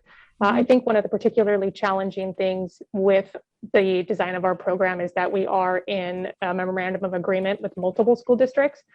So one of the benefits of having a consortium relationship, both formally and informally, is to discuss ways that we can align our hiring practices and refine those. Specifically, Palos Verdes just went through an Office of Civil Rights review on our hiring practices and really align that. We're able to shed light from our OCR processes with our other consortium districts to ensure that we're diversifying the educator pool, as we mentioned before, but also having equitable processes that we can in turn support from the induction and the PV lead administrator side of things, and really kind of provide informal qualitative data about what we're seeing emerge in our new educators and our new administrators and whether or not those practices are working. It is an indirect benefit of having our program being sponsored by a human resources department, but we're hoping to get really, as Sam mentioned, a more systematic analysis of that as we continue on in this process. If I can just follow up, I think that's really exciting to hear, and that especially that it's in partnership, as you say, with the providers, because it's one thing to recruit folks, it's a whole other thing to keep them. So those two pieces really have to work together, and they don't always. So look forward to hearing more. Thank you, Member Forbes, Member Tchaikovsky, and then I believe Member Bolataia, you had your hand. So thank you. Just super briefly, I'm sure you already know by working with CTC staff that there are a number of programs that people can offer as potential mentor, critical, think thought partners, critical friends kind of thing. And I would encourage you to try to develop relationships with other induction programs for both administrators and teachers, and kind of just see how they do their stuff. And specific to Common Standard 4, this idea of continuous improvement, that seems to be the one that really warrants the most attention. I would challenge you to really maybe consider, your mission, knowing that you have a complex program and knowing that there's multiple stakeholders. What is your mission? What are the indicators of success? What will you know exists if you are achieving your goals? Because then you can backward map from those things and generate metrics that are not only, doable, but valuable as well. So those are my 2 cents. Member Bolataia. Hi. You touched upon systems that you'd want to establish. So my question is in regards to Common Standards 4 also, what systems will you put in place to regularly analyze data to identify program effectiveness and make modifications? One of the things that we're doing, I've already looked at that data, and I'm sure we partner with New Teacher Center. So we've already shared that data and looked at that, and we're sharing it at the upcoming mentor ILP, the mentor workshop that's coming up next weekend about setting goals. So we're tying the data to the rationale for the program goals, and we're also tying that to the individual mentor goal. Additionally, we'll be using that data, and we'll be doing some study work with the advisory committee and sharing that data with them and asking them for their feedback about where they think that program improvement can occur. So that we're in the process of scheduling those more frequent and regular advisory committee meetings. So that's one of the things that we have on board. Thank you. Sounds promising. All right. This is an action item. Do I have a motion? Member Bolataia?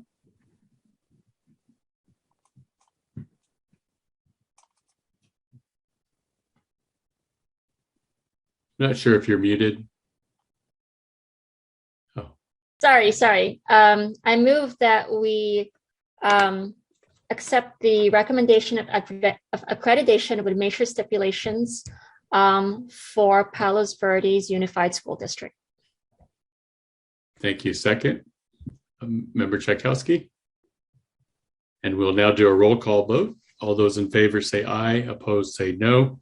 Ms. Bernardo, will you please call the names? Jomaline Bolataia. Aye.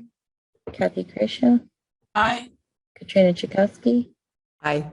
Cheryl Forbes. Aye. Bob Fraley. Mike Hillis. Aye. Lynn Larson. Aye. Marty Martinez. Aye. Jason Lee. Aye. Gerard Morrison. Aye. Kevin Taylor. Aye. Okay, motion carries. I'd just like to thank everybody, Ms. Liddell, Ms. Keller, Ms. Meetshall, and Ms. Williams-George. Thanks for your work and all you do. We appreciate it.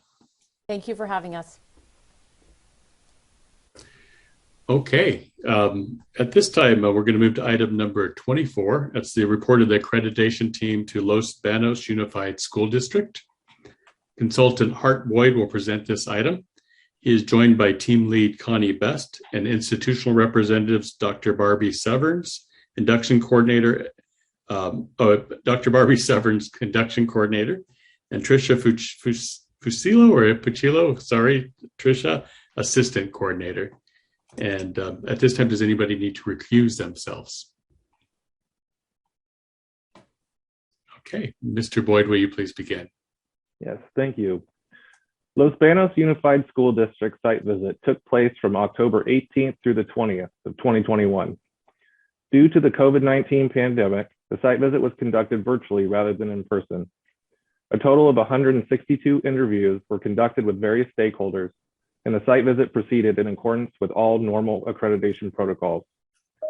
The team at Los Banos USD was great to work with, and they were all extremely thorough and thoughtful in their preparation for the visit. I would like to take a moment to express my deep gratitude to Barbie and Tricia, who I primarily worked with over the year. Joining us today via technology and representing Los Banos USD are Barbie Severns, induction coordinator, and Tricia Fusillo, assistant coordinator. Also joining us today is the site visits team lead, Connie Best, executive director of the Yolo Solano Center for Teacher Credentialing. Connie was fantastic to work with and was an extremely knowledgeable and thoughtful leader throughout the process.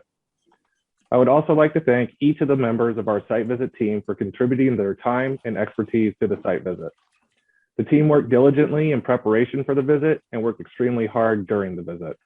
I'll stop now and turn it over to Connie, who will present the findings and the team's accreditation recommendations. Thanks. Good afternoon, Mr. Martinez and members of the committee. It was a pleasure to be here today to report on the accreditation visit to Los Banos Unified School District. And like Hart, I definitely want to add some thanks to program leadership and to the site visit team. The site visit was completed in accordance with procedures approved by the Committee on Accreditation. We had a wonderful visit. Albeit like everyone else, it was virtual in October. The leadership and institutional stakeholders were interviewed via technology, and as was the review of program documents. We were a 3-person team assisted by Har, our excellent CTC consultant. I appreciate his support and facilitation of the preparation with the institution leading up to the visit, as well as during the visit. I would like to especially thank my team members, Tanya Alameda and Patrick McKee, for their thorough preparation and conscientious work throughout the visit. Their expertise with teacher induction and the accreditation process made for fabulous collaboration throughout the visit.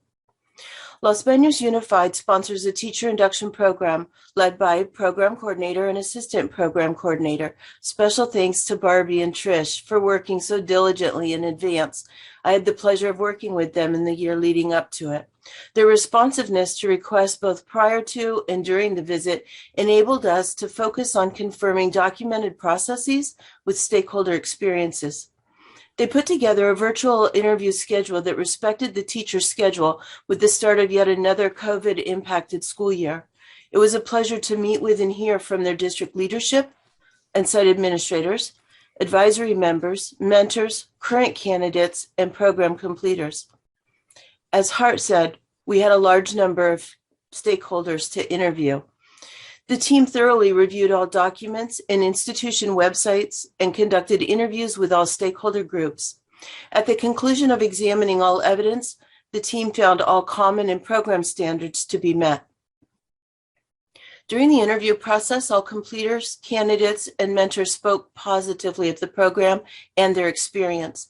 As you saw in the report, repeatedly, we heard about the responsiveness of program leadership to support and address the needs of participants, as well as the district. This vertical communication between the program and district leadership, as well as the program and teacher participants, facilitated, as their superintendent stated, a working hand-in-hand approach to attracting and retaining quality teachers for their student population. Stakeholders verified this system of support as a highly collaborative team approach and is deeply valued as a part of their district culture. Indicated by a few comments from district leadership, such as teachers see it as a responsibility and duty to mentor other colleagues, and our teachers are better prepared because of the program, end quote. Through the use of Google Classroom, candidates and mentors are provided a menu of options regarding trainings and documents to support reflection and growth. Candidates spoke highly of their mentors, as we are a perfect fit. And in regards to the program, one stated, "The induction program boosts my confidence and helps me be the best version of me." One area discussed with the program was the research-based vision of teaching and learning to serve as the foundation for their mentoring program, which is grounded in current research on effective practice.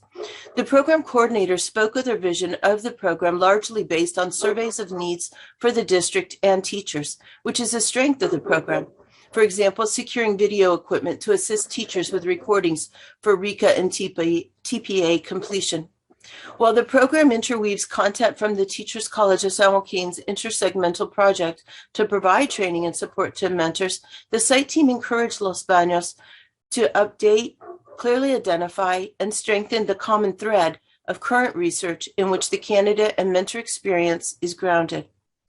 Overwhelmingly, though, all stakeholders spoke positively about the program impact. Completers specifically spoke about the positive impact of their experience and how skills like reflection and goal setting have remained with them long after program completion, creating reflective habits of mind which serve them well in their teaching practice today. There is no doubt this program is meeting the needs of their educational community. Therefore, given this information, based on a thorough review of all institution and programmatic information and materials available prior to and during the accreditation site visit, including the interviews, the team unanimously agreed on a recommendation of accreditation. Thank you. Thank you, Ms. Best and Mr. Boyd. At this time, we'd like to invite the institutional representatives to briefly comment about the visit. We remind you that this is not a time to dispute the team's report, but rather provide any thoughts you had about the visit. Please go ahead. Thank you, Mr. Martinez, and thank you to the rest of the members. It was truly a pleasure to work with both Hart and Connie, and the rest of the team. They were wonderful to work with, and I can honestly say, having been through the accreditation system as a reviewer and as the one reviewed, we have a wonderful system in place. The reflection that we did during the visit and after the visit, as well as prior, but really, really helped us to further strengthen our program. We've developed a fantastic idea for our research base and have it all put into a digital format for our mentors so that it's easier for them to access, as well as working on adjusting our ILP to further the reflection for our teachers. So again, I want to thank Connie and the team. Please extend our appreciation to both of them as well, and to Hart for all of the support that he gave us throughout the process. Thank you. Ms. Pasillo, did you want to comment? I won't take up too much time, just echoing what Barbie shared. It was a awesome experience, and a huge thank you to Hart and Connie and the team for being so easy to communicate with and work with and being really clear with what you needed.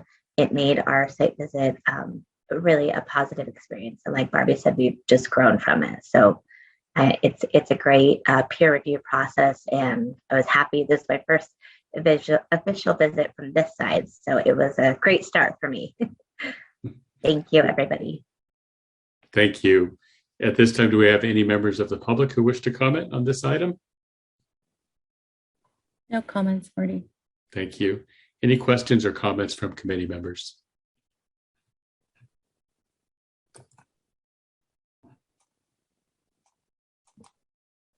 Okay.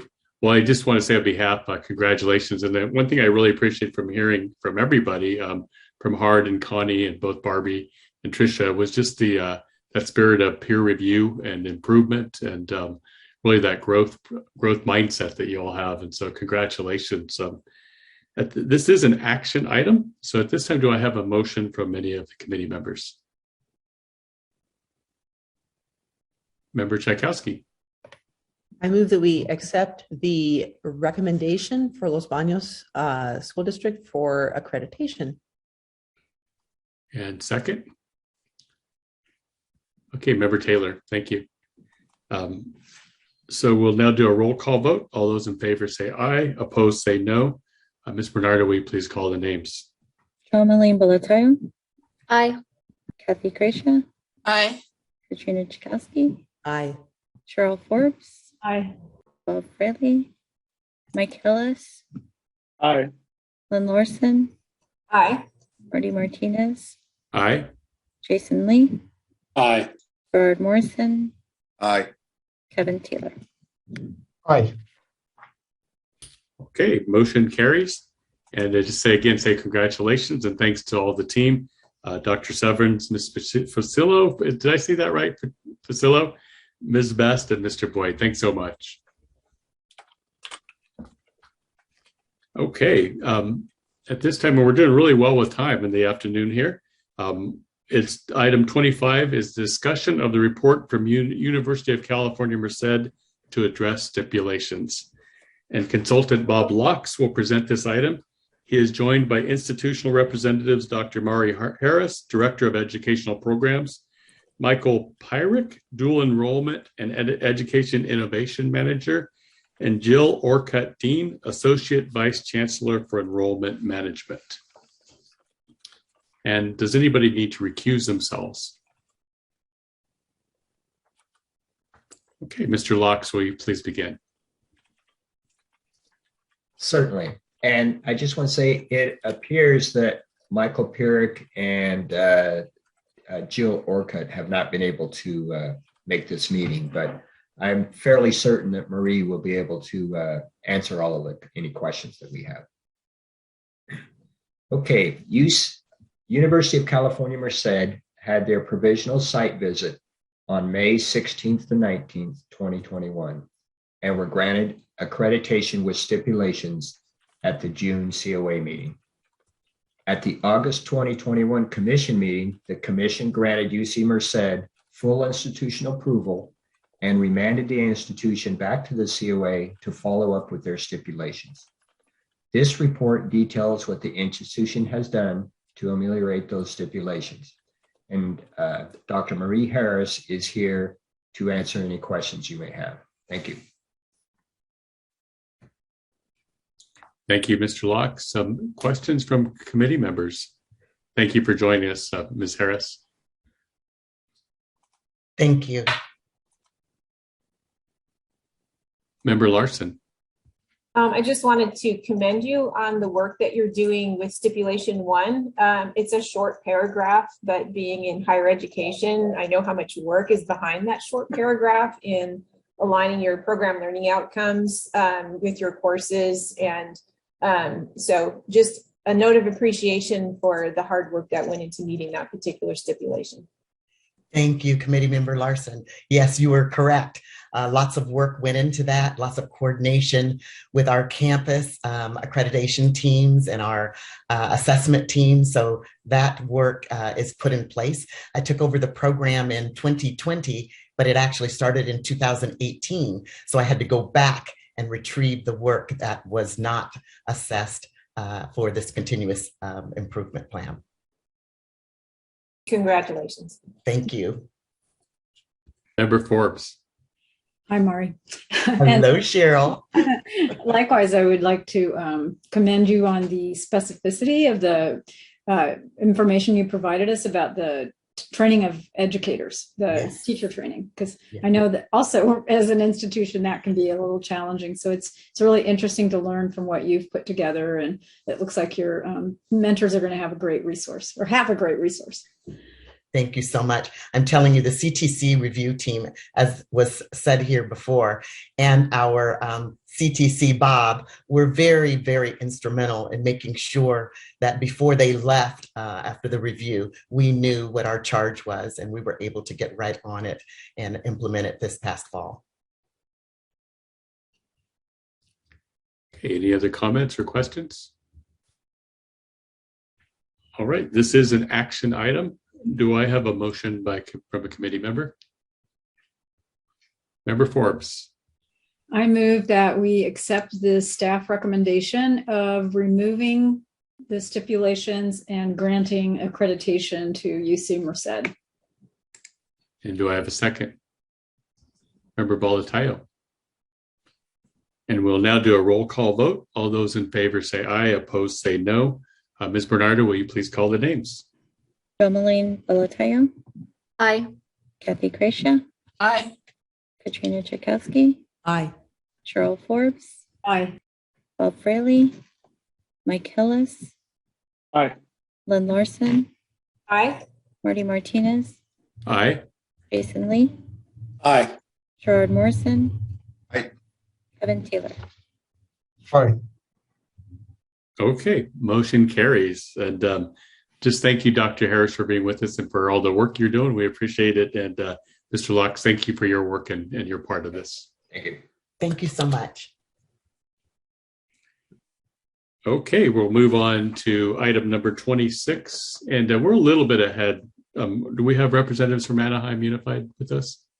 We have one. Let me bring Diana Fujimoto in and just to double check, because if the other individual isn't joining, we can go forward. So let me bring her in. It might be a good time for a stretch break anyway. Mm. So let's go ahead and check.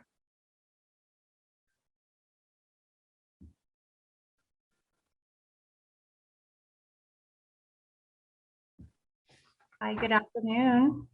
Hi, Diana. Do you know that if Jackie will be joining us? I believe she will be joining us. I went ahead and texted her, so I know we're a little ahead of schedule. We are, yeah. I texted her to see if she can join us now. I'm just waiting for her response here. So Marty, why don't we move back to number 9 right now, and then maybe take a quick stretch break? Okay. Just give me a moment here. Okay, so item number 9 is discussion of institutions not in compliance with accreditation timelines, and analyst Michelle Bernardo will present this item. Hello, good afternoon. So item 9, as you mentioned, Marty, is a discussion of institutions not in compliance with accreditation timelines. I don't have anything late to report. I do just want to kind of give a brief update on a couple things. So for the special education transition plans, the commission, all commission approved education specialist programs were to transition their existing programs to the 2018 adopted program standards, and were required to submit their plans of implementation by October 31st of last year. And just wanted to report that all 116 plans were received, and staff is currently in the process of reviewing these transitions. So Sarah and William are reviewing all of the plans to ensure that they're all adhering to the new standards. And then the second thing was the program review, as Erin mentioned this morning. For program review, we do not have any late documents to report as well. These were due on October 15th of last year, and the Indigo cohort is comprised of the 31 institutions who are participating in the program review process, with a total of 154 programs to be reviewed. So that was just an update for this item. Thank you, Michelle. And that's, first of all, really good news. All the work that's happened, all the institutions that got both the SPED and the Indigo cohort that work in. And just a big shout out to the CTC team for all that entails for you to track all that and then now to review it and get feedback back to institutions. So thank you for that. Cheryl and Erin, are we good if we take like just a 5-minute stretch and come back? Yeah, we do. I wanted to mention something, but also I see committee member Tchaikovsky has a comment, also has her hand up. But I wanted to also acknowledge all the reviewers that we use out in the field, because reviewing all of these program documents as well as the transition plans, it requires a lot of people from the field, and we're all in this COVID situation, and they're still stepping up and helping. So really, really very appreciative to everybody out in the field. Thank you for taking that time to recognize everybody. Really appreciate it. And Member Tchaikovsky. Well, you guys just took all the words right out of my mouth. That's what I was going to say. I mean, I can imagine the degree of complexity here. And so hats off to all of you for coordinating it all. I can say firsthand that any email I ever send to Michelle, I get a response in like 12 seconds. I don't know how she does that. She probably clones herself or has like robots, responding to the 12 million messages, but it's pretty impressive. And it allows our system to have much higher expectations for professional behavior than if that did not occur. So thank you for raising the bar on behalf of California. Okay, well, big cheers to everybody. Then it is 2:22. Why don't we just take 4 minutes or 5 minutes, come back at 2:27. So we're ready for item 26. Great.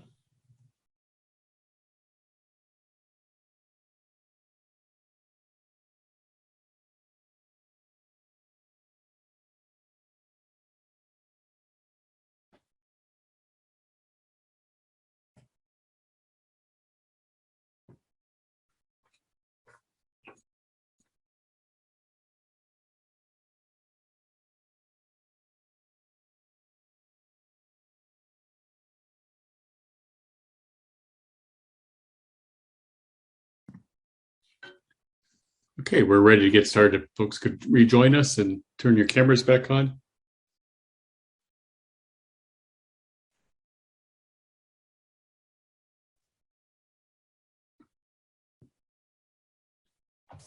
Okay, we're going to return now to item number 26. And do we have all institutional representatives here? Yes, they said they were, they're here. I just promoted them. I'm sorry, Diana. I just promoted them to panelists, so they should be popping up momentarily. Great. Thank you, Ms. Sullivan. So item 26 is, as I've said, is a discussion of actions taken by Anaheim Union High School District to address stipulations. Consultant Gay Roby will present this item. She is joined by institutional representatives Diana Fujimoto, curriculum specialist and teacher induction coordinator, and Jackie Counts, professional learning program administrator. Does anybody need to recuse themselves? Okay, Ms. Roby, will you begin, please? Thank you. And I would like to begin by saying Regina Powers, who is also part of their leadership team, has joined us as well. So they have 3 representatives. It's my pleasure to present the item of the 7th year report from the Anaheim Union High School District, as this item will exemplify this school district's attitude of help make us better has allowed them to address these stipulations and really align their teacher program to the Commission's approved program and common standards. It has been my honor to work with this leadership team over the past 3 years and help them arrive to this point. Their site visit took place in October of 2020.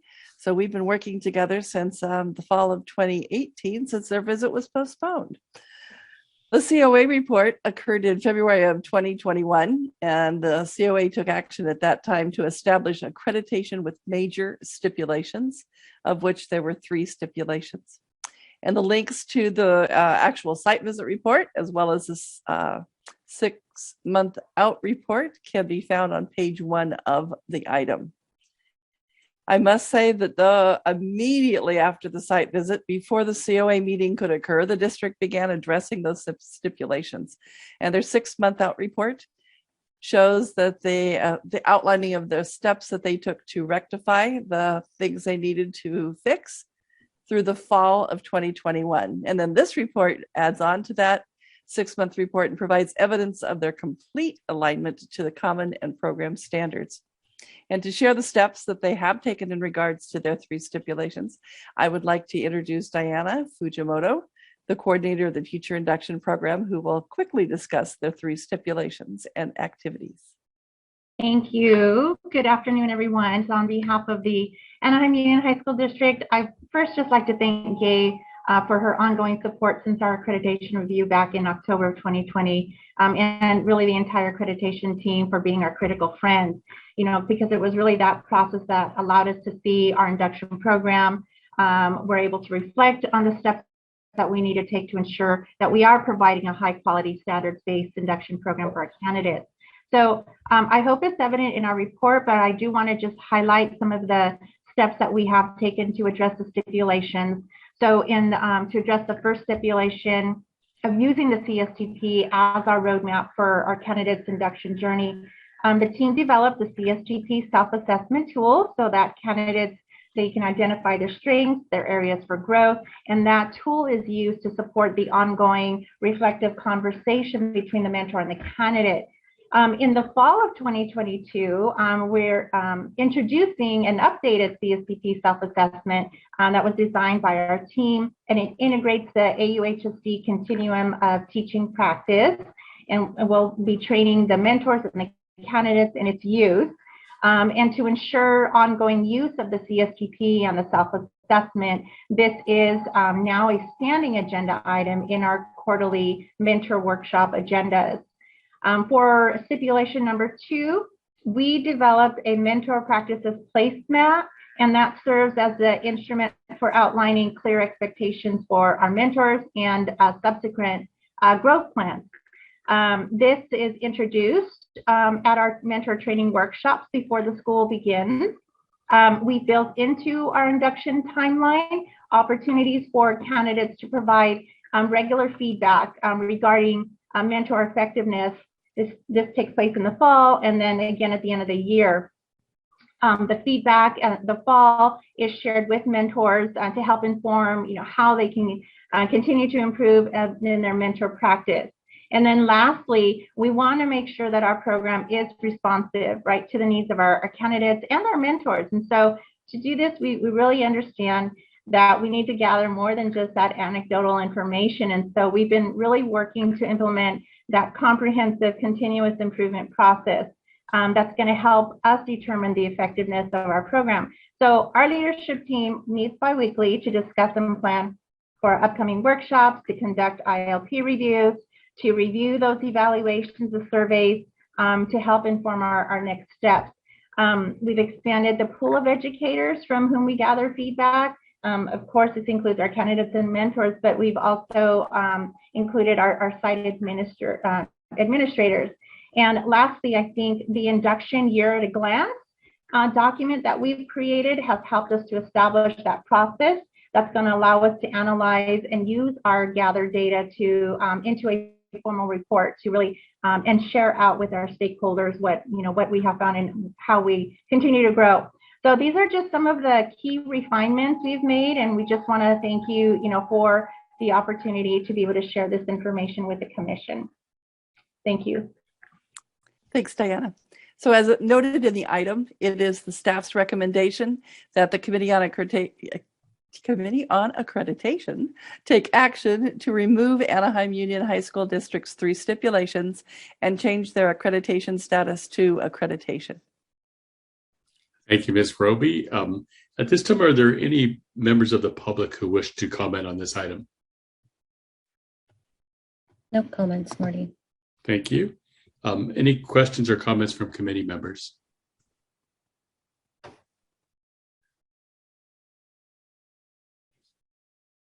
Okay, this is an action item. Do I have a motion to remove stipulations for Anaheim Union High School District and change their accreditation status from accreditation with stipulations to accreditation? And Member Larson? And do we have a second? I move that we accept the report from credential staff for Anaheim Union High School District that removes the stipulations and that we change their accreditation to accreditation. Thank you. And do I have a second? Member Bolatayo. Okay, we'll now do a roll call vote. All those in favor say aye, opposed say no. And Ms. Bernardo, will you please call the names? Jomaline Bolatayo. Aye. Kathy Krisha. Aye. Katrina Tchaikovsky. Aye. Cheryl Forbes. Aye. Paul Fraley. Mike Hillis. Aye. Lynn Larson, Aye. Marty Martinez, Aye. Jason Lee, Aye. Gerard Morrison, Aye. Kevin Taylor. Aye. Okay, thank you. Motion carries. Congratulations to the Anaheim Union High School District team. And just want to thank Ms. Fujimoto, Ms. Counts, Ms. Powers, and Ms. Roby for your work and continued improvement. Thanks so much. Thank you. Thank you so much. Okay, we now move to item 27. We're a little ahead of time. Ms. Sullivan, do we have our team with us? Great. We sure do. Yeah. Okay. Then we can go ahead and proceed. So item 27 is discussion of the second quarterly report from Los Virgenes Unified School District. Consultants William Hattrick and Dr. Michelle Williams-George will present this item. They are joined by institutional representatives Dr. Ryan Gleason, Assistant Superintendent of Administrative Services. At this time, does anyone need to recuse themselves? Member Hillis. Any other recusals? Okay, Mr. Hattrick, will you begin, please? Sure. Good afternoon, committee members. Agenda item 27 outlines the second quarterly report for the Los Virgenes Unified School District since their provisional site visit report was presented to you at the June 2021 COA meeting. At that time, the team recommendation for LVUSD was accreditation with stipulations and to provide updates at quarterly intervals. The report contains a summary of actions taken, ongoing plans to address the stipulations, and additional evidence links. Related to the first stipulation, LVUSD has joined the IHE Collaborative facilitated by CSU San Bernardino and will attend upcoming meetings to further develop best practices for the criteria and selection of clinical personnel. All programs are working on additional ways for candidates to support students in meeting academic content standards, which are outlined in the agenda item. For teacher induction, candidates will develop a professional growth goal with their coaches that have defined and measurable outcomes. Candidates also have the option to participate in various learning series to support their growth goal. Additional action has been taken so that induction candidates have dedicated time for observation of colleagues, and this is included by updating the handbook, the ILP, and a developed shared protocol for these observations. And this also will allow the candidates to experience issues of diversity, and the program's developing a lesson plan template to drive each cycle of inquiry to reflect the candidates' experiences with diverse student populations. Monthly meetings are occurring so the mentors can receive feedback, formative feedback on their work, and they have the opportunity to self-reflect on their own progress using the coaching development plan, which is facilitated by the program director. For the preliminary administrative credential program, the program's taken additional steps to align with principles of adult learning theory through an online course and integrating graphic organizers to help frame constructivist conversations around the course texts. The CLEAR Administrative Services Program has hired 2 coach specialists who are now conducting interviews of qualified candidates to join the program to address that final stipulation there. The next quarterly report update will be due at the beginning of April and will be presented to the COA at the May 2022 meeting. Staff continues to work with the program sponsor to address these stipulations, and Assistant Superintendent Ryan Gleason has joined today's meeting should you have any additional questions. Thank you, Mr. Hattrick. Mr. Gleason, at this time, would you like to briefly comment about the report? Good afternoon. No, I don't have any additional comments. I think Mr. Hattrick, as per usual, did a fantastic job summarizing where we're at, and appreciate the continued support from the commission staff. I do have a public comment on the next agenda item, but nothing further on this one. Thank you. At this time, are there any members from the public who wish to comment on this item? No comments, Marty. Thank you. Any comments or questions from committee members?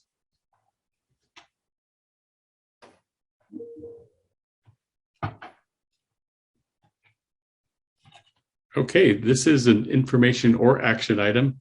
The committee may choose to vote to accept the report. If we are taking action, do I have a motion to accept the second quarterly report from Los Virgenes Unified School District? Member Forbes. And do I have a second? Thank you, Member Morrison. And we'll now do a roll call vote. All those in favor say aye, opposed say no. Ms. Bernardo, please call the names. Jomali Bolatayo. Aye. Kathy Kreisha. Aye. Katrina Tchaikovsky. Aye. Cheryl Forbes. Aye. Bob Fraley. Mike Hillis.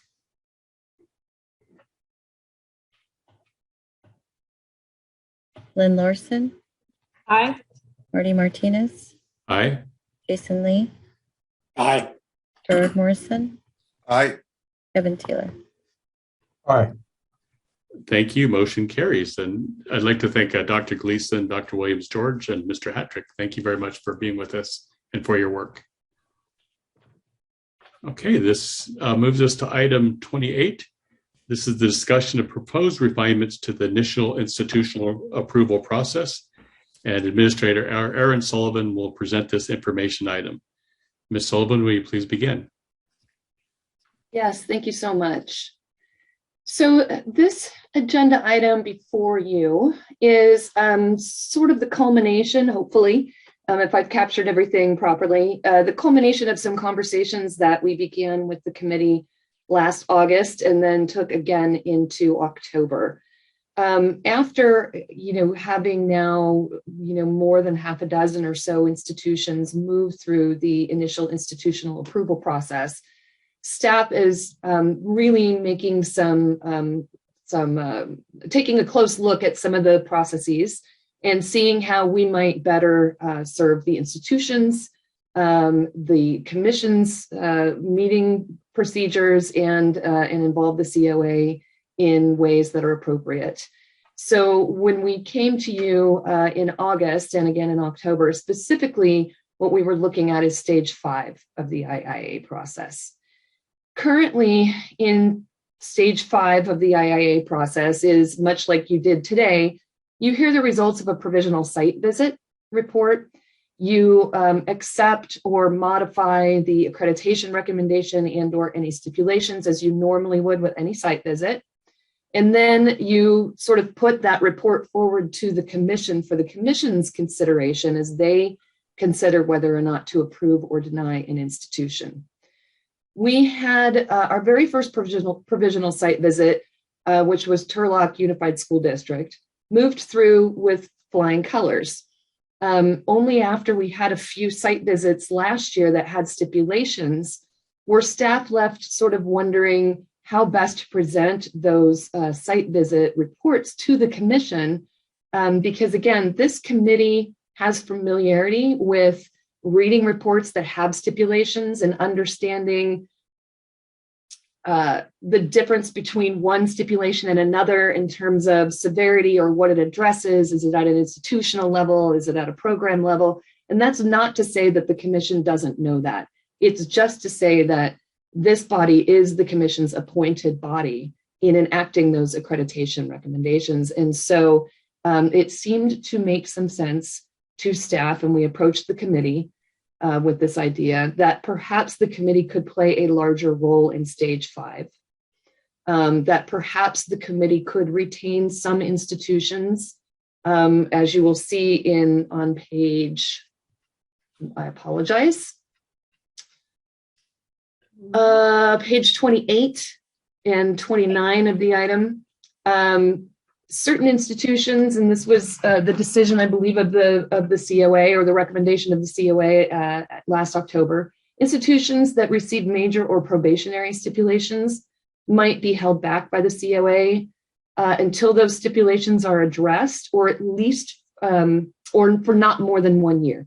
Meaning we would work with the institution, they would get the same level of support from staff that an institution normally gets when they've got stipulations. But at the end of 1 year, regardless, so if they were probationary and they only moved up to major, or if they were major and they stayed at major for whatever reason, the institution would still go before the commission after that 1 year. Institutions that receive either full accreditation or denial would automatically go before the commission. Those seemed to be sort of cut and dry as far as we heard from the COA. And then there's that sort of gray area with an institution that receives accreditation with stipulations, because there can still be various levels of severity with those stipulations. Sometimes there are a lot of them, but they aren't incredibly severe, or there's only a few, but they're a little more severe. Or for instance, as you saw today, there's just some things that this body sometimes considers when looking at stipulations. And so the recommendation for the commission would be, if an institution receives accreditation with stipulations, that the COA would have the authority to sort of decide, do we hold that institution back and continue to work with them? Thereby, by the way, putting that institution before the commission in perhaps a better standing. So it can be an advantage for the institution as well to get an additional year with staff with this body, get some additional guidance, and be put forward before the commission in maybe a better standing than it might, depending on than it might now, based on the process we currently have. This would also, by the way, help with institutions when they do have stipulations, because currently, again, the process is they go from this body to the commission, and the commission can vote to give them approval and then remand them back to this body for follow-up, at which point they may go back, depending on what's decided. If they stay in provisional approval, they might go back before the commission again. So there's a lot of back and forth for institutions, potentially, and staff is trying to avoid that as well, if possible. Just kind of mitigate the whiplash potentially for an institution that's very new to this system. So what I was hoping for today was that you will have had a chance to look at what staff believes is an accurate summary of the ideas that you put forth at your August and October meetings for the kinds of modifications that could be recommended to the commission for stage 5 of its IIA process. To be clear, the IIA process is the commission's adopted process, so it can't be changed by this body or by staff, but we can bring recommended modifications or revisions to the commission, and they can make a final decision. So staff would take much of this item as it's written with some additional narrative as needed before the commission, hopefully at its April meeting, and allow them to decide and or weigh in on the modifications that are acceptable to them, those are not, or perhaps they may ask staff to come back to you for further discussion on some items. With that said, staff has discussed with the co-chairs, having them present with us for that presentation to the commission in April, so that the commission can really hear from this body, from representatives of this body, about the value that you bring, about the role that you play in ensuring the commission's accreditation system is implemented in a way that stays true to the commission's framework and their adopted stipulations. And I do think that that will be a very powerful way to bring your ideas around stage 5 to the commission in a way that will be meaningful for them. And with that, I am open to answer any questions you may have. But again, what I'm hoping for is that you can let me know, does this represent what you believe your thoughts were for stage 5? And if not, tell me and I can make modifications, but with the intent of taking it to the commission in April. Okay, right now I know this is, I just want to clarify, so this is really just our recommendations as the Committee on Accreditation that we're making to the commission, and then they will decide on next steps. They will. And Bob and I will represent this group at that time. So I know we have Dr. Gleason who's here with a public comment. And so I do want to remind Dr. Gleason that this is a decision by the Committee on Accreditation, the final piece of it, and we're just making recommendations. But we would like to hear comments from you while you're here. So we'll take those first, and then we'll have a discussion amongst the committee members. So go ahead. Thank you so much. Yeah, thank you so much. Do I have a time limit, Mr. Martinez? I would just say brief comments, Sure. So a few minutes. I'll keep this as brief as possible. So first off, thank you for having me and for hearing a concern that I'm bringing to you today. I know I was just on and you heard how Las Virgenes is moving forward with the accreditation process. We're very, very appreciative of the support of Ms. Williams-George and Mr. Hattrick, as well as the whole commission staff. Understand that the IIA process is new. And so when things are new, you have to revisit them and continue to reflect and refine the process.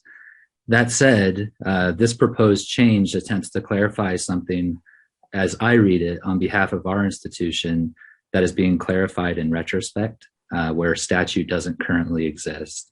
So what I'm specifically speaking out against is the proposed changes to have current programs that had already submitted an IPR to the committee and the commission, or to the commission for review, to not have to fall under these guidelines where you can't submit programs.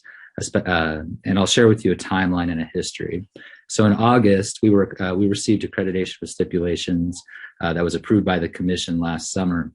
This fall, in August, we submitted our intent to submit an education specialist, mild moderate teaching credential program to the IPR team as is required.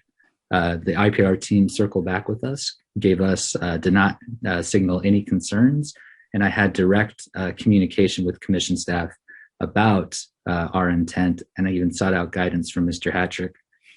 We formed an advisory board, developed and researched a program, put in hundreds of hours of work of human resources and fiscal resources into developing our program, only to submit our program in December to IPR and have Ms. Sullivan tell us that we are not allowed to submit because we are in a place for the Committee on Accreditation to approve, because we're in a place of having stipulations.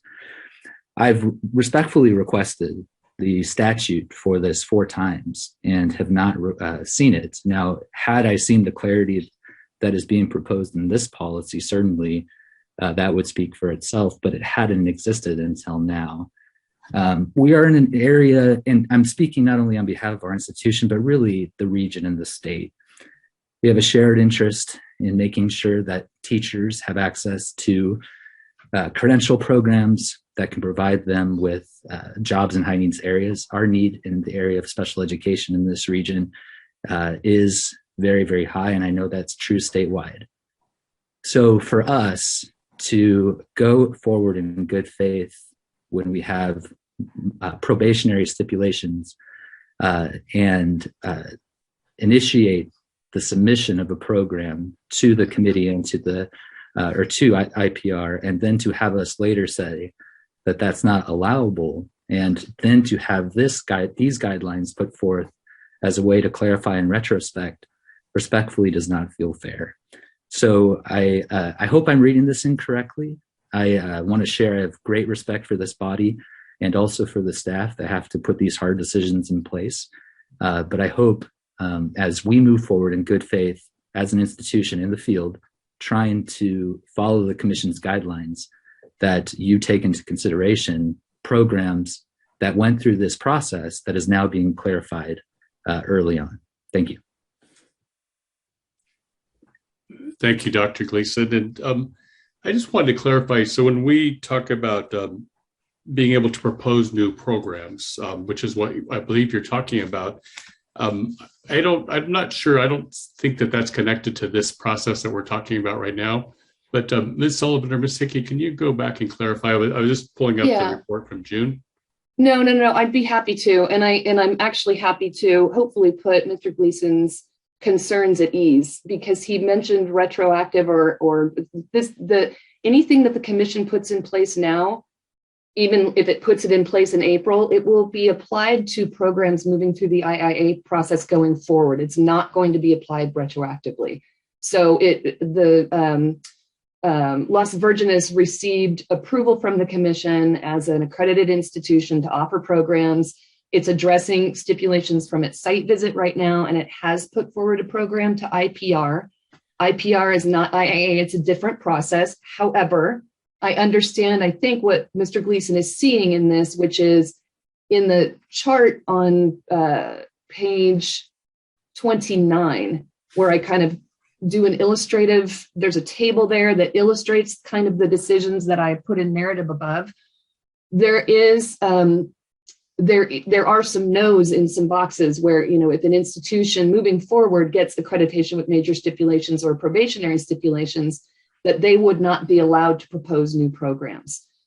That is partly the result of staff working with some institutions through the IIA process that had a level of stipulations that, from staff's experience, we felt like in the future, it would be nice if we could ask an institution to really focus on those stipulations before adding more programs to its, new accrediting, its new ed prep program. But that would be for in the future. It will not be applied retroactively to Las Virgenes or any other institution that has now moved fully through stage 5 of the process. And I'd like to weigh in just for a moment. The committee hopefully remembers that until last year, we had one program that went all the way through the stages. Remember, it was going to take a number of years to go through the stages. We had one. And it was only recently that we had additional. And so as we work through the last version or the last part of the stages of IIA, we started reflecting on some of the things that really need to be tightened up, cleaned up, because basically 4 years ago, we were kind of conceptualizing this, and it wasn't real until we get all the way through the process. So you think about all the things that need to eventually be in place. And so now that we have a handful of institutions that have gone through the process, it has been time for us to reflect, which we have been bringing to you all along the process as we've gone through stage 1, stage 2, stage 3, stage 4. So this is sort of the culmination of that period of time as to where we're in. So I just felt like I really wanted to say that.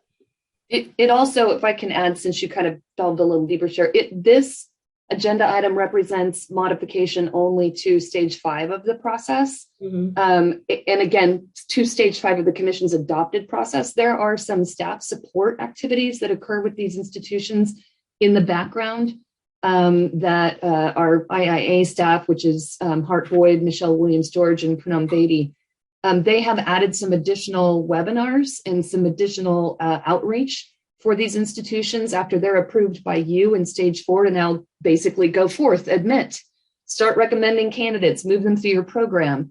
And staff has added some additional touch points with those institutions now too, to help them to help shepherd them very successfully through those few years of actually operating a program so they can come out of a provisional site visit, hopefully with a very successful, result, as close to accreditation as possible, as few stipulations as possible. So we're really kind of looking at all of this holistically. How can we serve these institutions a little bit better and move them more closely towards success at the end of stage 5?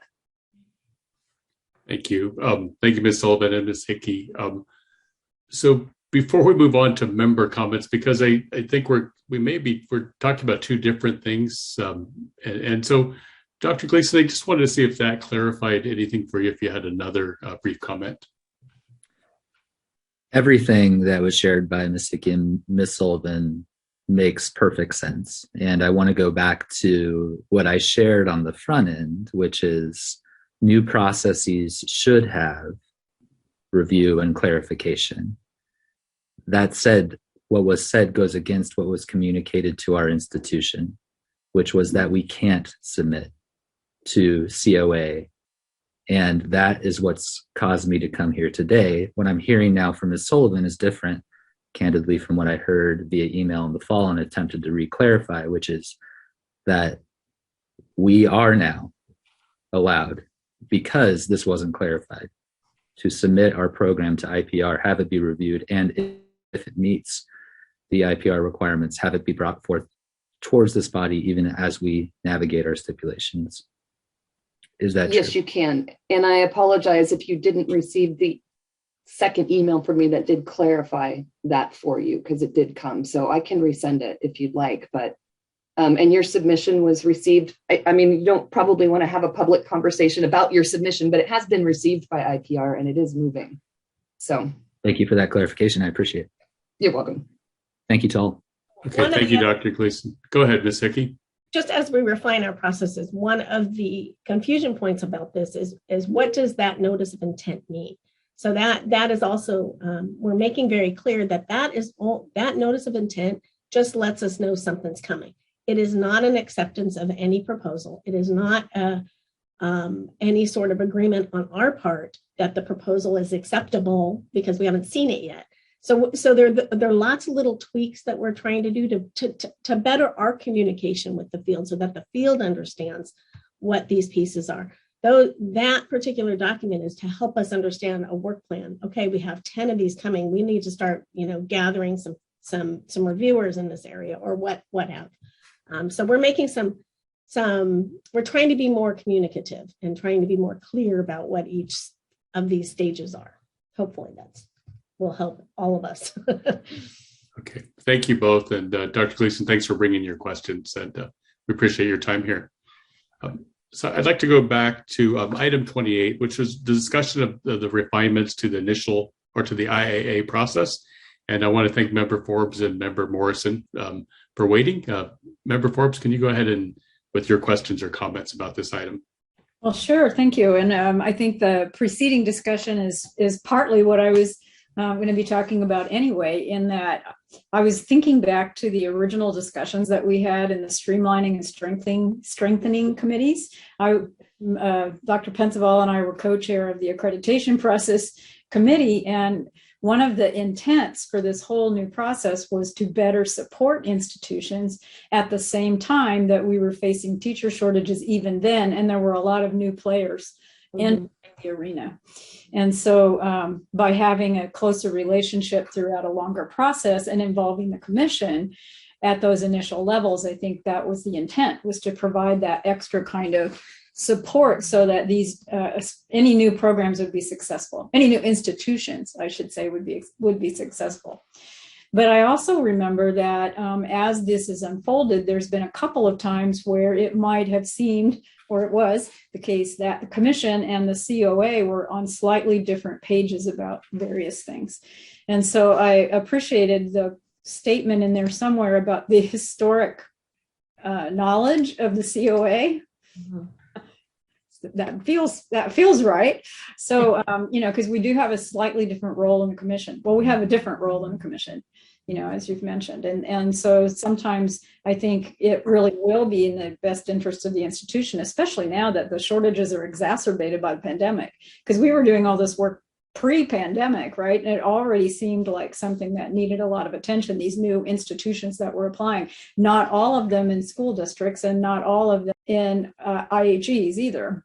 So, I really appreciate the attention to trying to help make it coherent so that we're each playing to our strengths. The strengths of the COA are different than the strengths of the CTC. And by involving the COA a little bit longer in stage 5 for the institutions where it's appropriate, I really do think it'll be in the best interest of the institution and ultimately of the kids, the students that it serves. So that's just kind of the historic reflection that I appreciate this work.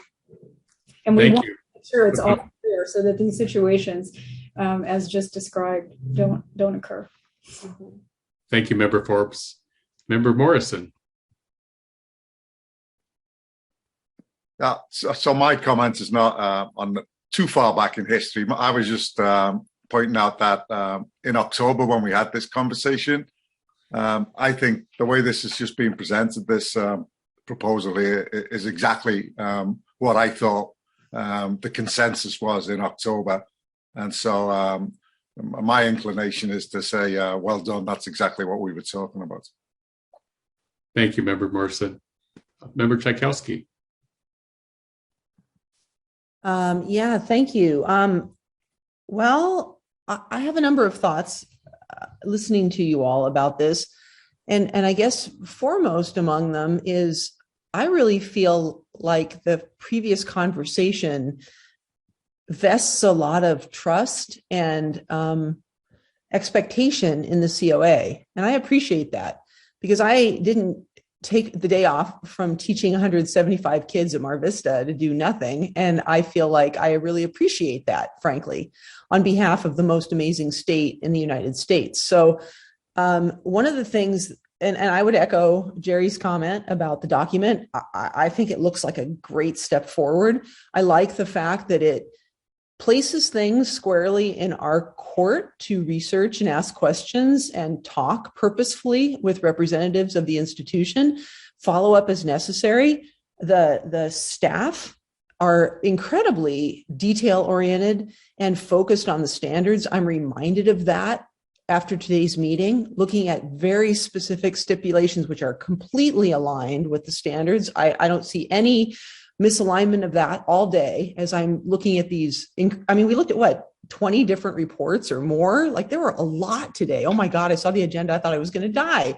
But then I just imagine all the work that goes on behind the scenes to carefully look at that.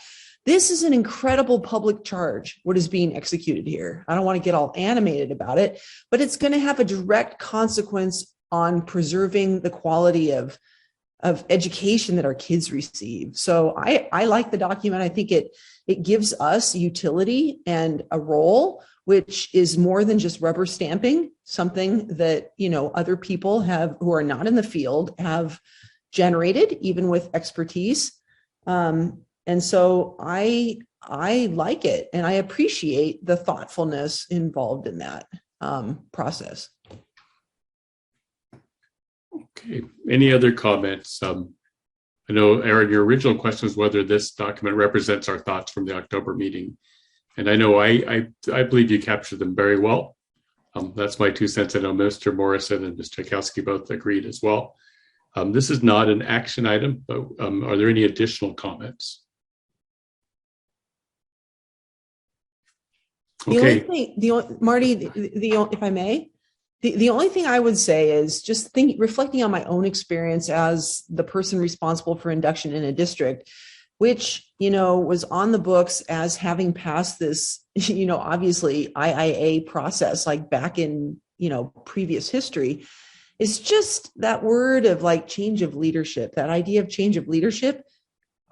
I'm saying it almost erased any history of how to implement the standards when I took over. When I was reviving or trying to reactivate the program, it really required reactivating the entire institution. So just a little caveat that although there's a huge amount of vetting on the front end for the IIA process, wow, people, that doesn't mean that once you've been vetted, man, you got your armor and you're going to survive for the next 20 years, right? I mean, so it just behooves us to keep asking and to keep really holding sacred these standards, you know, and really, you know, go through them with a fine tooth comb and look for a variety of evidence. So it's complex. It's pretty cool. You guys are Jedi Meisters up there.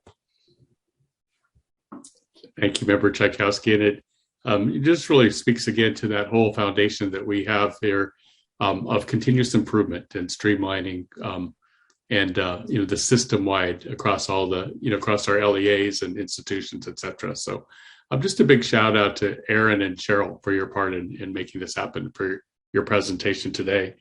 We are going to move on next to item 29. Before you move on, I'm so sorry, because No problem. There are things in the next item that might be confusing after looking at this item. So I just want to be very clear.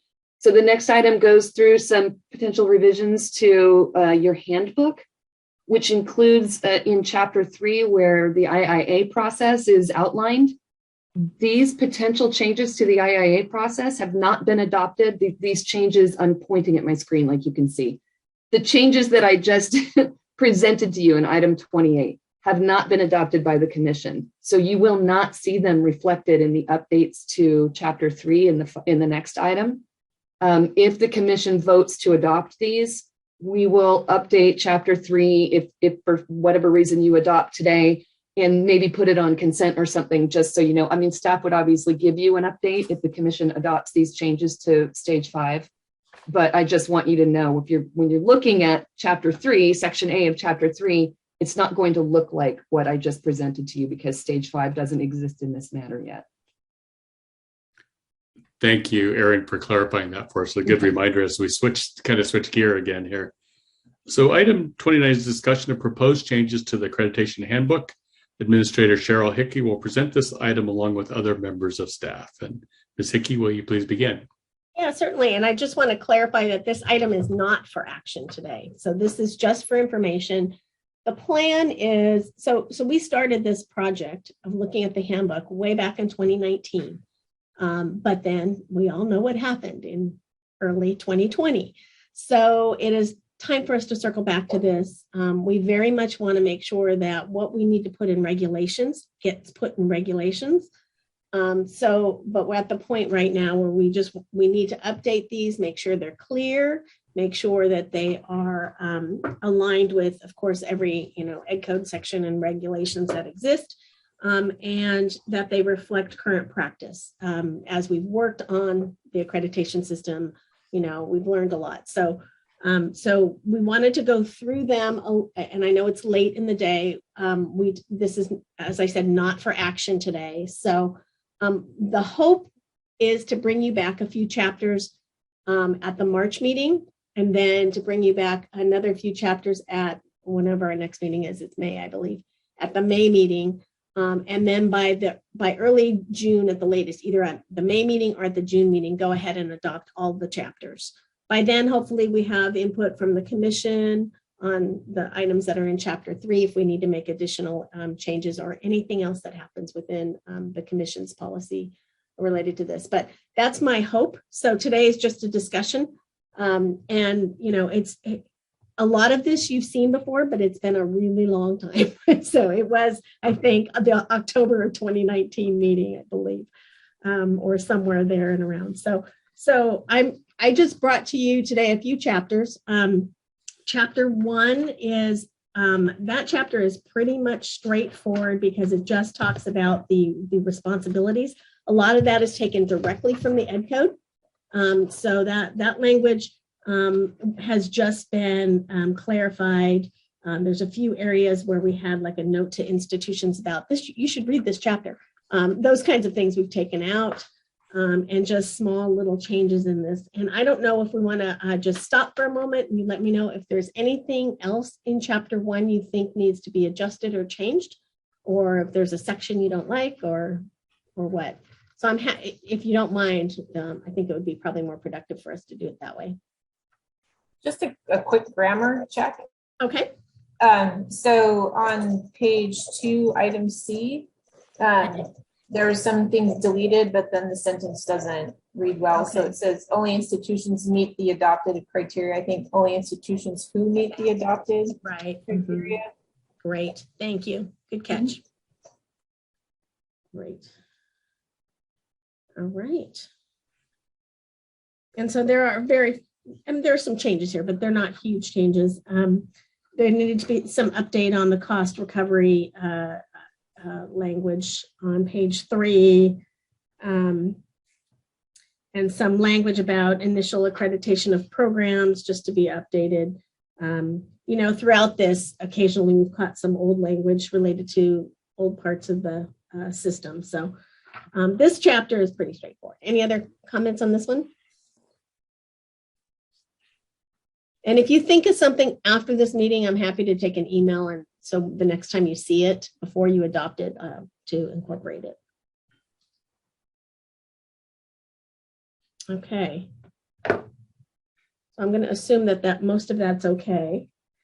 The second chapter is about the standards, and this chapter always was a little confusing, if you ask me, because it talks about preconditions, which of course are not standards. But we've tried to define them a little bit better in this on the first page of chapter 2, and try to be clear about what they are and when they take place in the accreditation cycle. Just cleaned up the language on common standards and on program standards. And then the big thing on this chapter was about the options, because I think the way it reads a little bit is confusing. Really, the default is the California program standards. However, we know with, for instance, the PPS standards and other standards that they often use national standards. We need to make sure that those are aligned to the California adopted standards by the commission. So there was a couple of tweaks in those sections. We still do have experimental program standards, but nobody has really used those in many, many years. It's been at least a decade, but it still exists. It's still in law. So we need to keep that in this section. That is on the work plan for when things calm down, is to relook at those standards, by the way. And then just clarified how an institution will tell us what standards they're using. We assume it's it's the state adopted program standards unless they tell us otherwise, but just cleaned up language there. So any other, and we did mention something about transitioning to new standards because that's important to mention the transitions. Any changes to chapters 2? I thought chapter 2 looked good. Great. All right. And then for chapter 3, we've had the IIA team looking at that chapter. So do I have Poonam and Hart and others on here?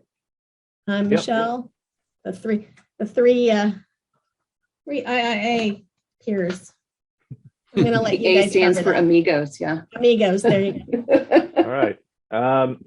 So the main change in regard to chapter 3 is the division of it into 3 distinct sections. Previously, these 3 sections were combined into one broad and continuous chapter where there wasn't really a clear thematic connection between the various topics being discussed. So for this reason, the determination was made to simplify and clarify the way in which this information is presented. Due to the structural overhaul of this chapter, it's not being presented in track changes as there would be too much to review in this format. The most significant change in chapter 3 comes in section A, which covers the initial institutional approval process. Sections B and C do not have any content changes, and the only significant change as it pertains to chapter 3 is making them distinct from the IIA process. This is why we will be dedicating the bulk of our time to covering section A. And with that, I will turn it on over to Poonam and Michelle to walk through section A. Thank you, Hart. So the major changes that were made to section A were primarily focused on on accurately reflecting what is currently occurring in the IIA process. So here's an example of one of those changes. If we look at section A as was included in this item, it's labeled as chapter 3A on the COA meeting webpage. We listed on the first page the 5 stages of the IIA process. But if you look at what is currently chapter 3 of the Accreditation Handbook, the 5 stages are not listed there. Rather, it's just 3 sequential requirements. So that's kind of a flavor of the different kinds of changes that we made. It's just, again, making it more clear and coherent so it accurately reflects what actually is occurring currently in this process. So if we actually scroll down in this section to page 5, another example of a change that was made is if you look at the title that we have here for stage 3, it says preconditions, common standards, and provisional approval. That aligns with what we have listed on the IIA webpage. But if you look at what this title is in the current chapter of the Accreditation Handbook, it says stage 3, alignment with all applicable standards and preconditions. And then if we scroll down to the following page, page 6 of the section, if you look at the section if you look at the section that's titled provisional approval, you'll see there the time frame lists 2 to 4. That the time frame is specifically 2 to 4 years, whereas opposed to what's listed in the current chapter, it says 2 to 3 years. So again, a lot of these changes are efforts to clarify and make consistent what is actually occurring in this process. And with that, I'm actually going to turn over the remainder of this presentation to Michelle, who will walk us through remaining changes. Hey, hello again, committee members. There are 3 other notable changes to the content of stage 3, and you'll find all of them on page 5. First, we added a paragraph providing a bit more explanation about the preconditions, and this supports the changes made in chapter 2 that Cheryl mentioned a few minutes ago. This explanation includes that the preconditions are grounded in regulation, the education code, or commission policy, which differentiates them from standards. We also added a list of the specific types of preconditions to which an institution must respond. And then in continuing to more accurately reflect the IIA process, if you were to look in the previous handbook, there was actually a section regarding program standards, but so we removed that because those standards are addressed in stage 4. So we shifted some content to the appropriate stage. And then for the final 2 stages, as Erin stated in agenda item 28, the 5-stage IIA process is still fairly new. And this is particularly relevant to stages 4 and 5, where the previous version of the handbook contained no information on these stages because at the time of the handbook's adoption, no institutions had reached that point in the IIA process. So the significant changes here are that the final 2 stages of the IIA process are now represented in the handbook. And that narrative reflects our current process. So Poonam, Hart, and I are here to answer any questions that you have regarding Chapter 3 of the Accreditation Handbook.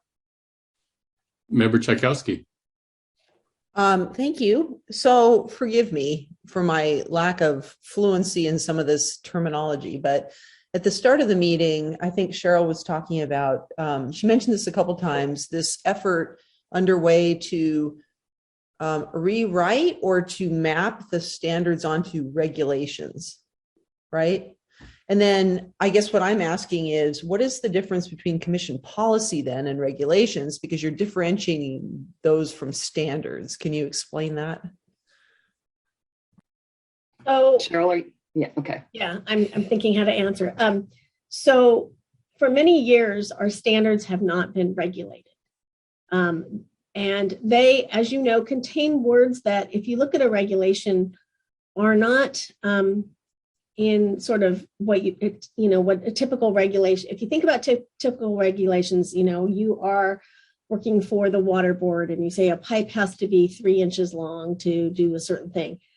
In education, our standards don't look anything like that. With the exception of 600 hours of clinical practice and things like that, we have language in our standards that talk about extensive opportunities, or so that's it's a lot. It's not in regulation language.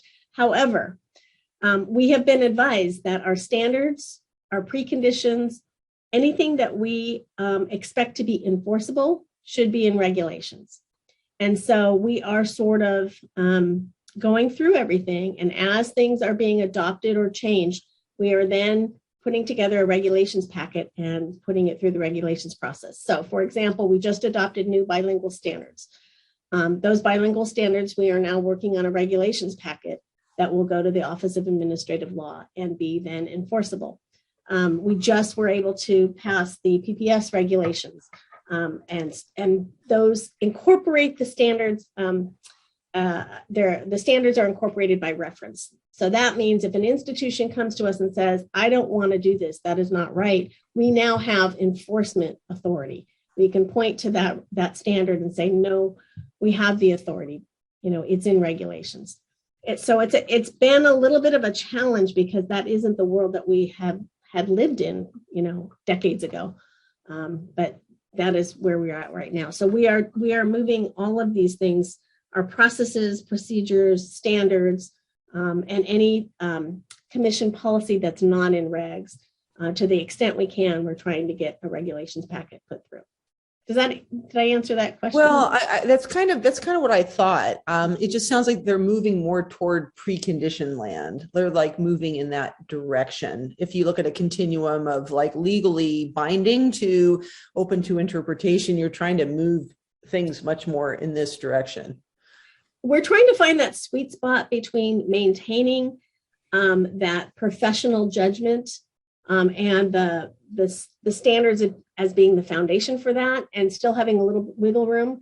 But that's sort of the negotiation we're having to do with the Office of Administrative Law in doing this.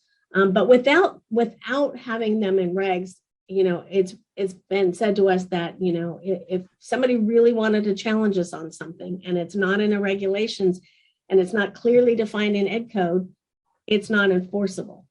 So that's the challenge we're at right now. And so what we're trying to do is take these processes, we're trying to put like all of IIA, that'll be a regulation package that we would like to put forward. So once we have that, the dust settled on all of that and try to figure out exactly what language should go over to OAL, that would be put in a regulation.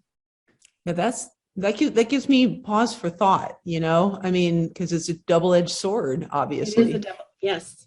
And it makes it admittedly harder to make changes because you have to then go back and change the reg.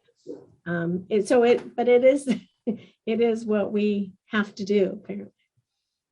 Okay, well, sally forth into battle. May your equipment be functional. Well, and I think that the issue at the moment is, which ones do we prioritize, in terms of getting into it. So clearly preconditions that aren't already in regs, those to me are like the first. So what we will be putting the general preconditions into regs. And those are things like, I can't even remember what they are off the top of my head. My IA staff here probably tell me. But those, we're trying to put those into regulations because those are a little bit more clear cut than the standards. The standards are more, the team talks about it, weighs the evidence, has that kind of professional judgment and trying to really protect that process as well. So it is a little bit of a challenge, but. Well, and it's going to shape the next 50 years. So thank you for doing that now while intelligent people walk the earth.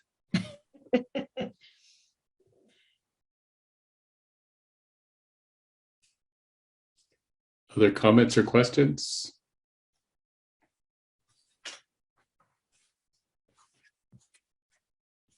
Okay, well, thank you everyone for all the work on this and for taking your time to present this I thought I heard someone talking. Well, we didn't go through chapter 9. Oh, why we jumped to chapter 9 is I thought it was an easy one to do because we had it already done. So chapter 9 is just chapter 4 is the accreditation cycle. We just brought that up to date, and then chapter 9 is the 7th year. So we just tried to clean it up. So everything that is in front of you is just cleanup. There's no major, policy change other than IIA getting it to reflect what we currently do, but.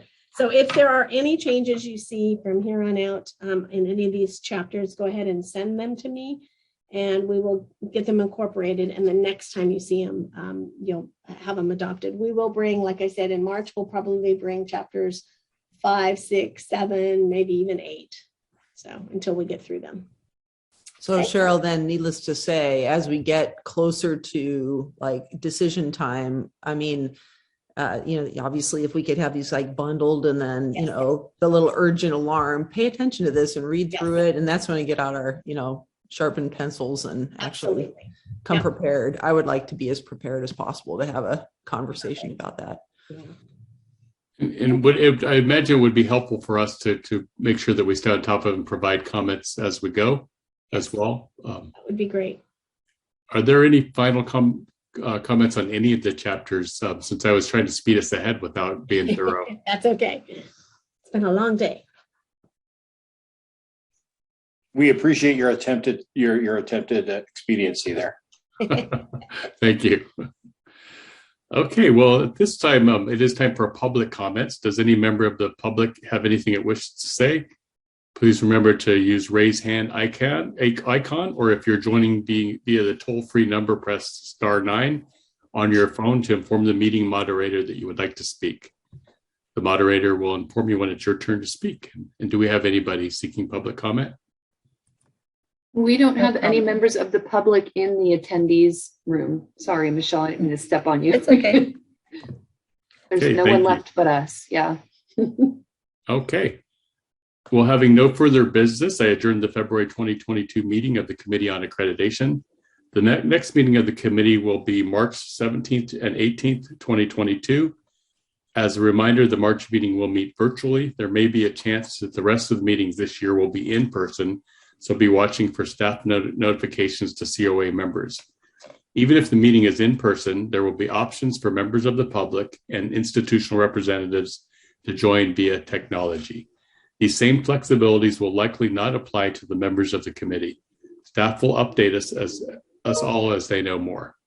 And at this time, just before we close officially, or we do officially close, but just say thank you to the administrative staff, to Michelle, to all of our consultants for all that you've done to make this a really smooth process. And we get a little taste of what you do, and it can seem overwhelming to us. I know. Just thank you for all the work you do to manage all of this to ensure that we have high quality preparation programs throughout the state. Appreciate it, and thanks to the committee. Yeah, thanks to everyone. I always learn a lot every time I'm here. So Absolutely. This is only my second meeting, so I look forward to learning even more. Thanks, Jason. All right, well, have a great afternoon, everyone. Thank you so Thanks, much. bye, everybody. See you guys. Stay safe. Take care, everyone. Bye-bye. Like that from Kevin there. Thanks,